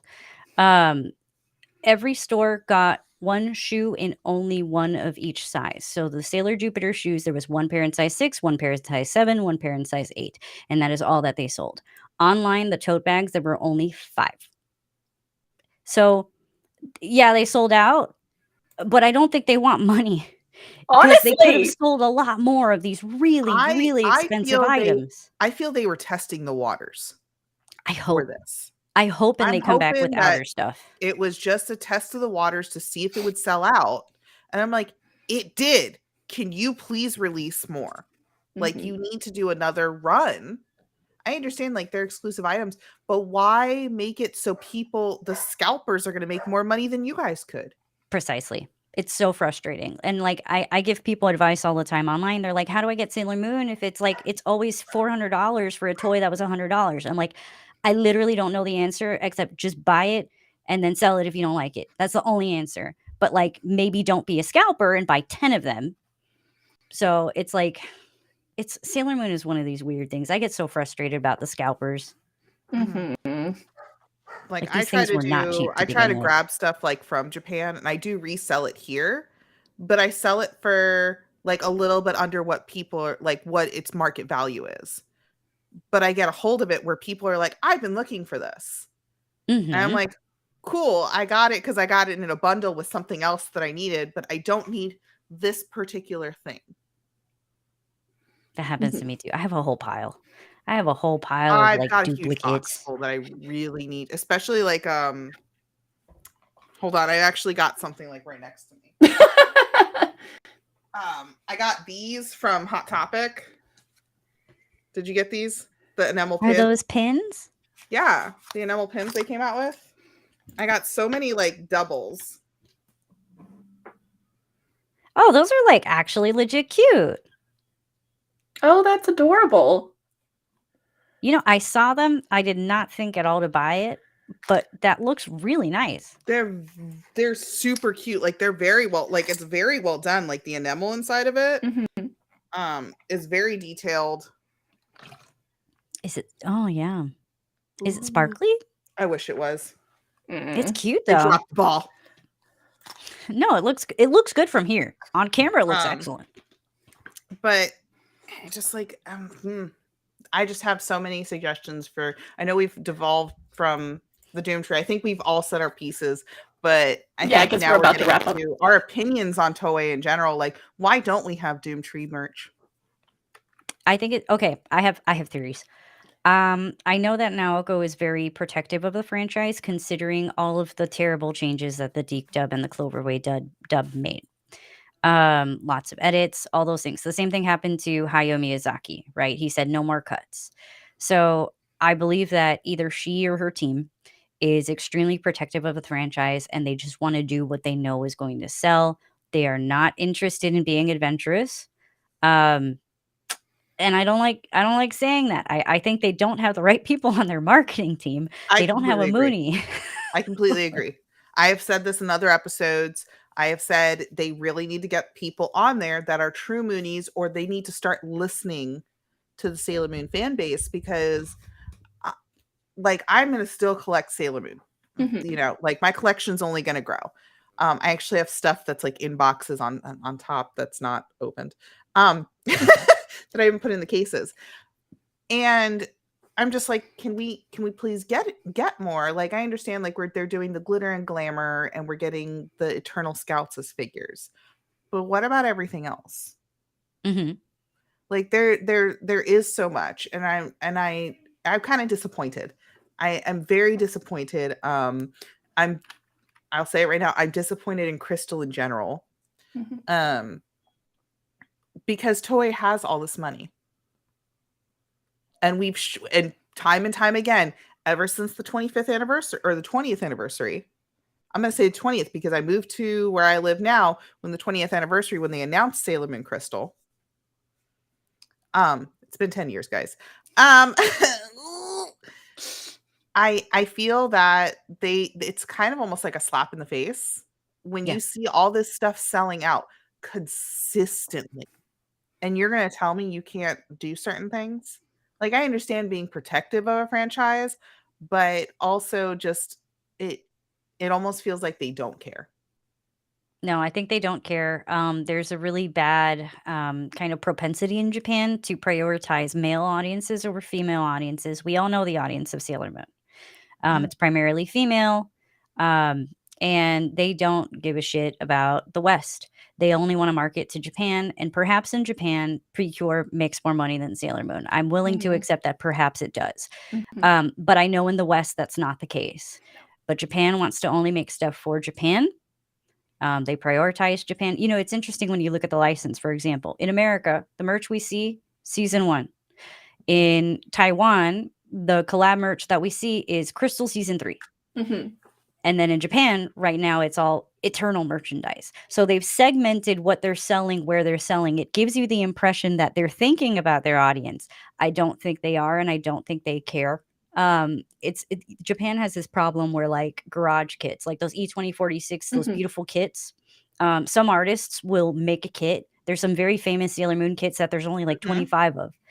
And they don't like it when E2046 comes in and makes their recast of it because they're like, now everyone can have it. And it's like, that's the point. If you wanted to make money, just sell more of it. So it's very Mhm. common in Japan. It's what we saw with Jimmy Choo. It's what we saw with even Black Milk, like the stupid thing with the blazers. Are you kidding me? It was like the most What popular happened with the item. Blazers? I'm sorry? What happened with the Blazers? I want the collection. I didn't get it yet. The blazers sold out in less than 5 minutes. Whoa. And on top of it, the sizing, they're extremely oversized. So the size that they said you should buy is not, because it seems to be like the only blazer that Black Milk has sold. The problem is it sold in 5 minutes, and I know for a fact that it was the item that everyone wanted because it was the only one you could wear to the office, for God's sakes. So they're mismanaging the franchise entirely. And I think it's like Nintendo. Why did Nintendo stop supporting Animal Crossing? Why is Japan not trying to do good marketing? They got problems. They got problems with Sailor Moon at a very high level, and they've got problems with things way bigger than Sailor Moon, like Animal Crossing. Even Animal Crossing is being mismanaged. So, and also, there's a lot of how to say this without sounding ageist. There's not enough younger people in places of power. There's a lot of people who have been making the same decisions for 30 years are continuing to make these decisions Mhm. when things have vastly changed. Mhm. I'm not saying that's Naoko herself, but it's certainly the teams. It's the structure in Japan of the people who make decisions. Exactly. It's a lot. And I find it crazy because you look at what like I'm wearing the Hot Topic collection.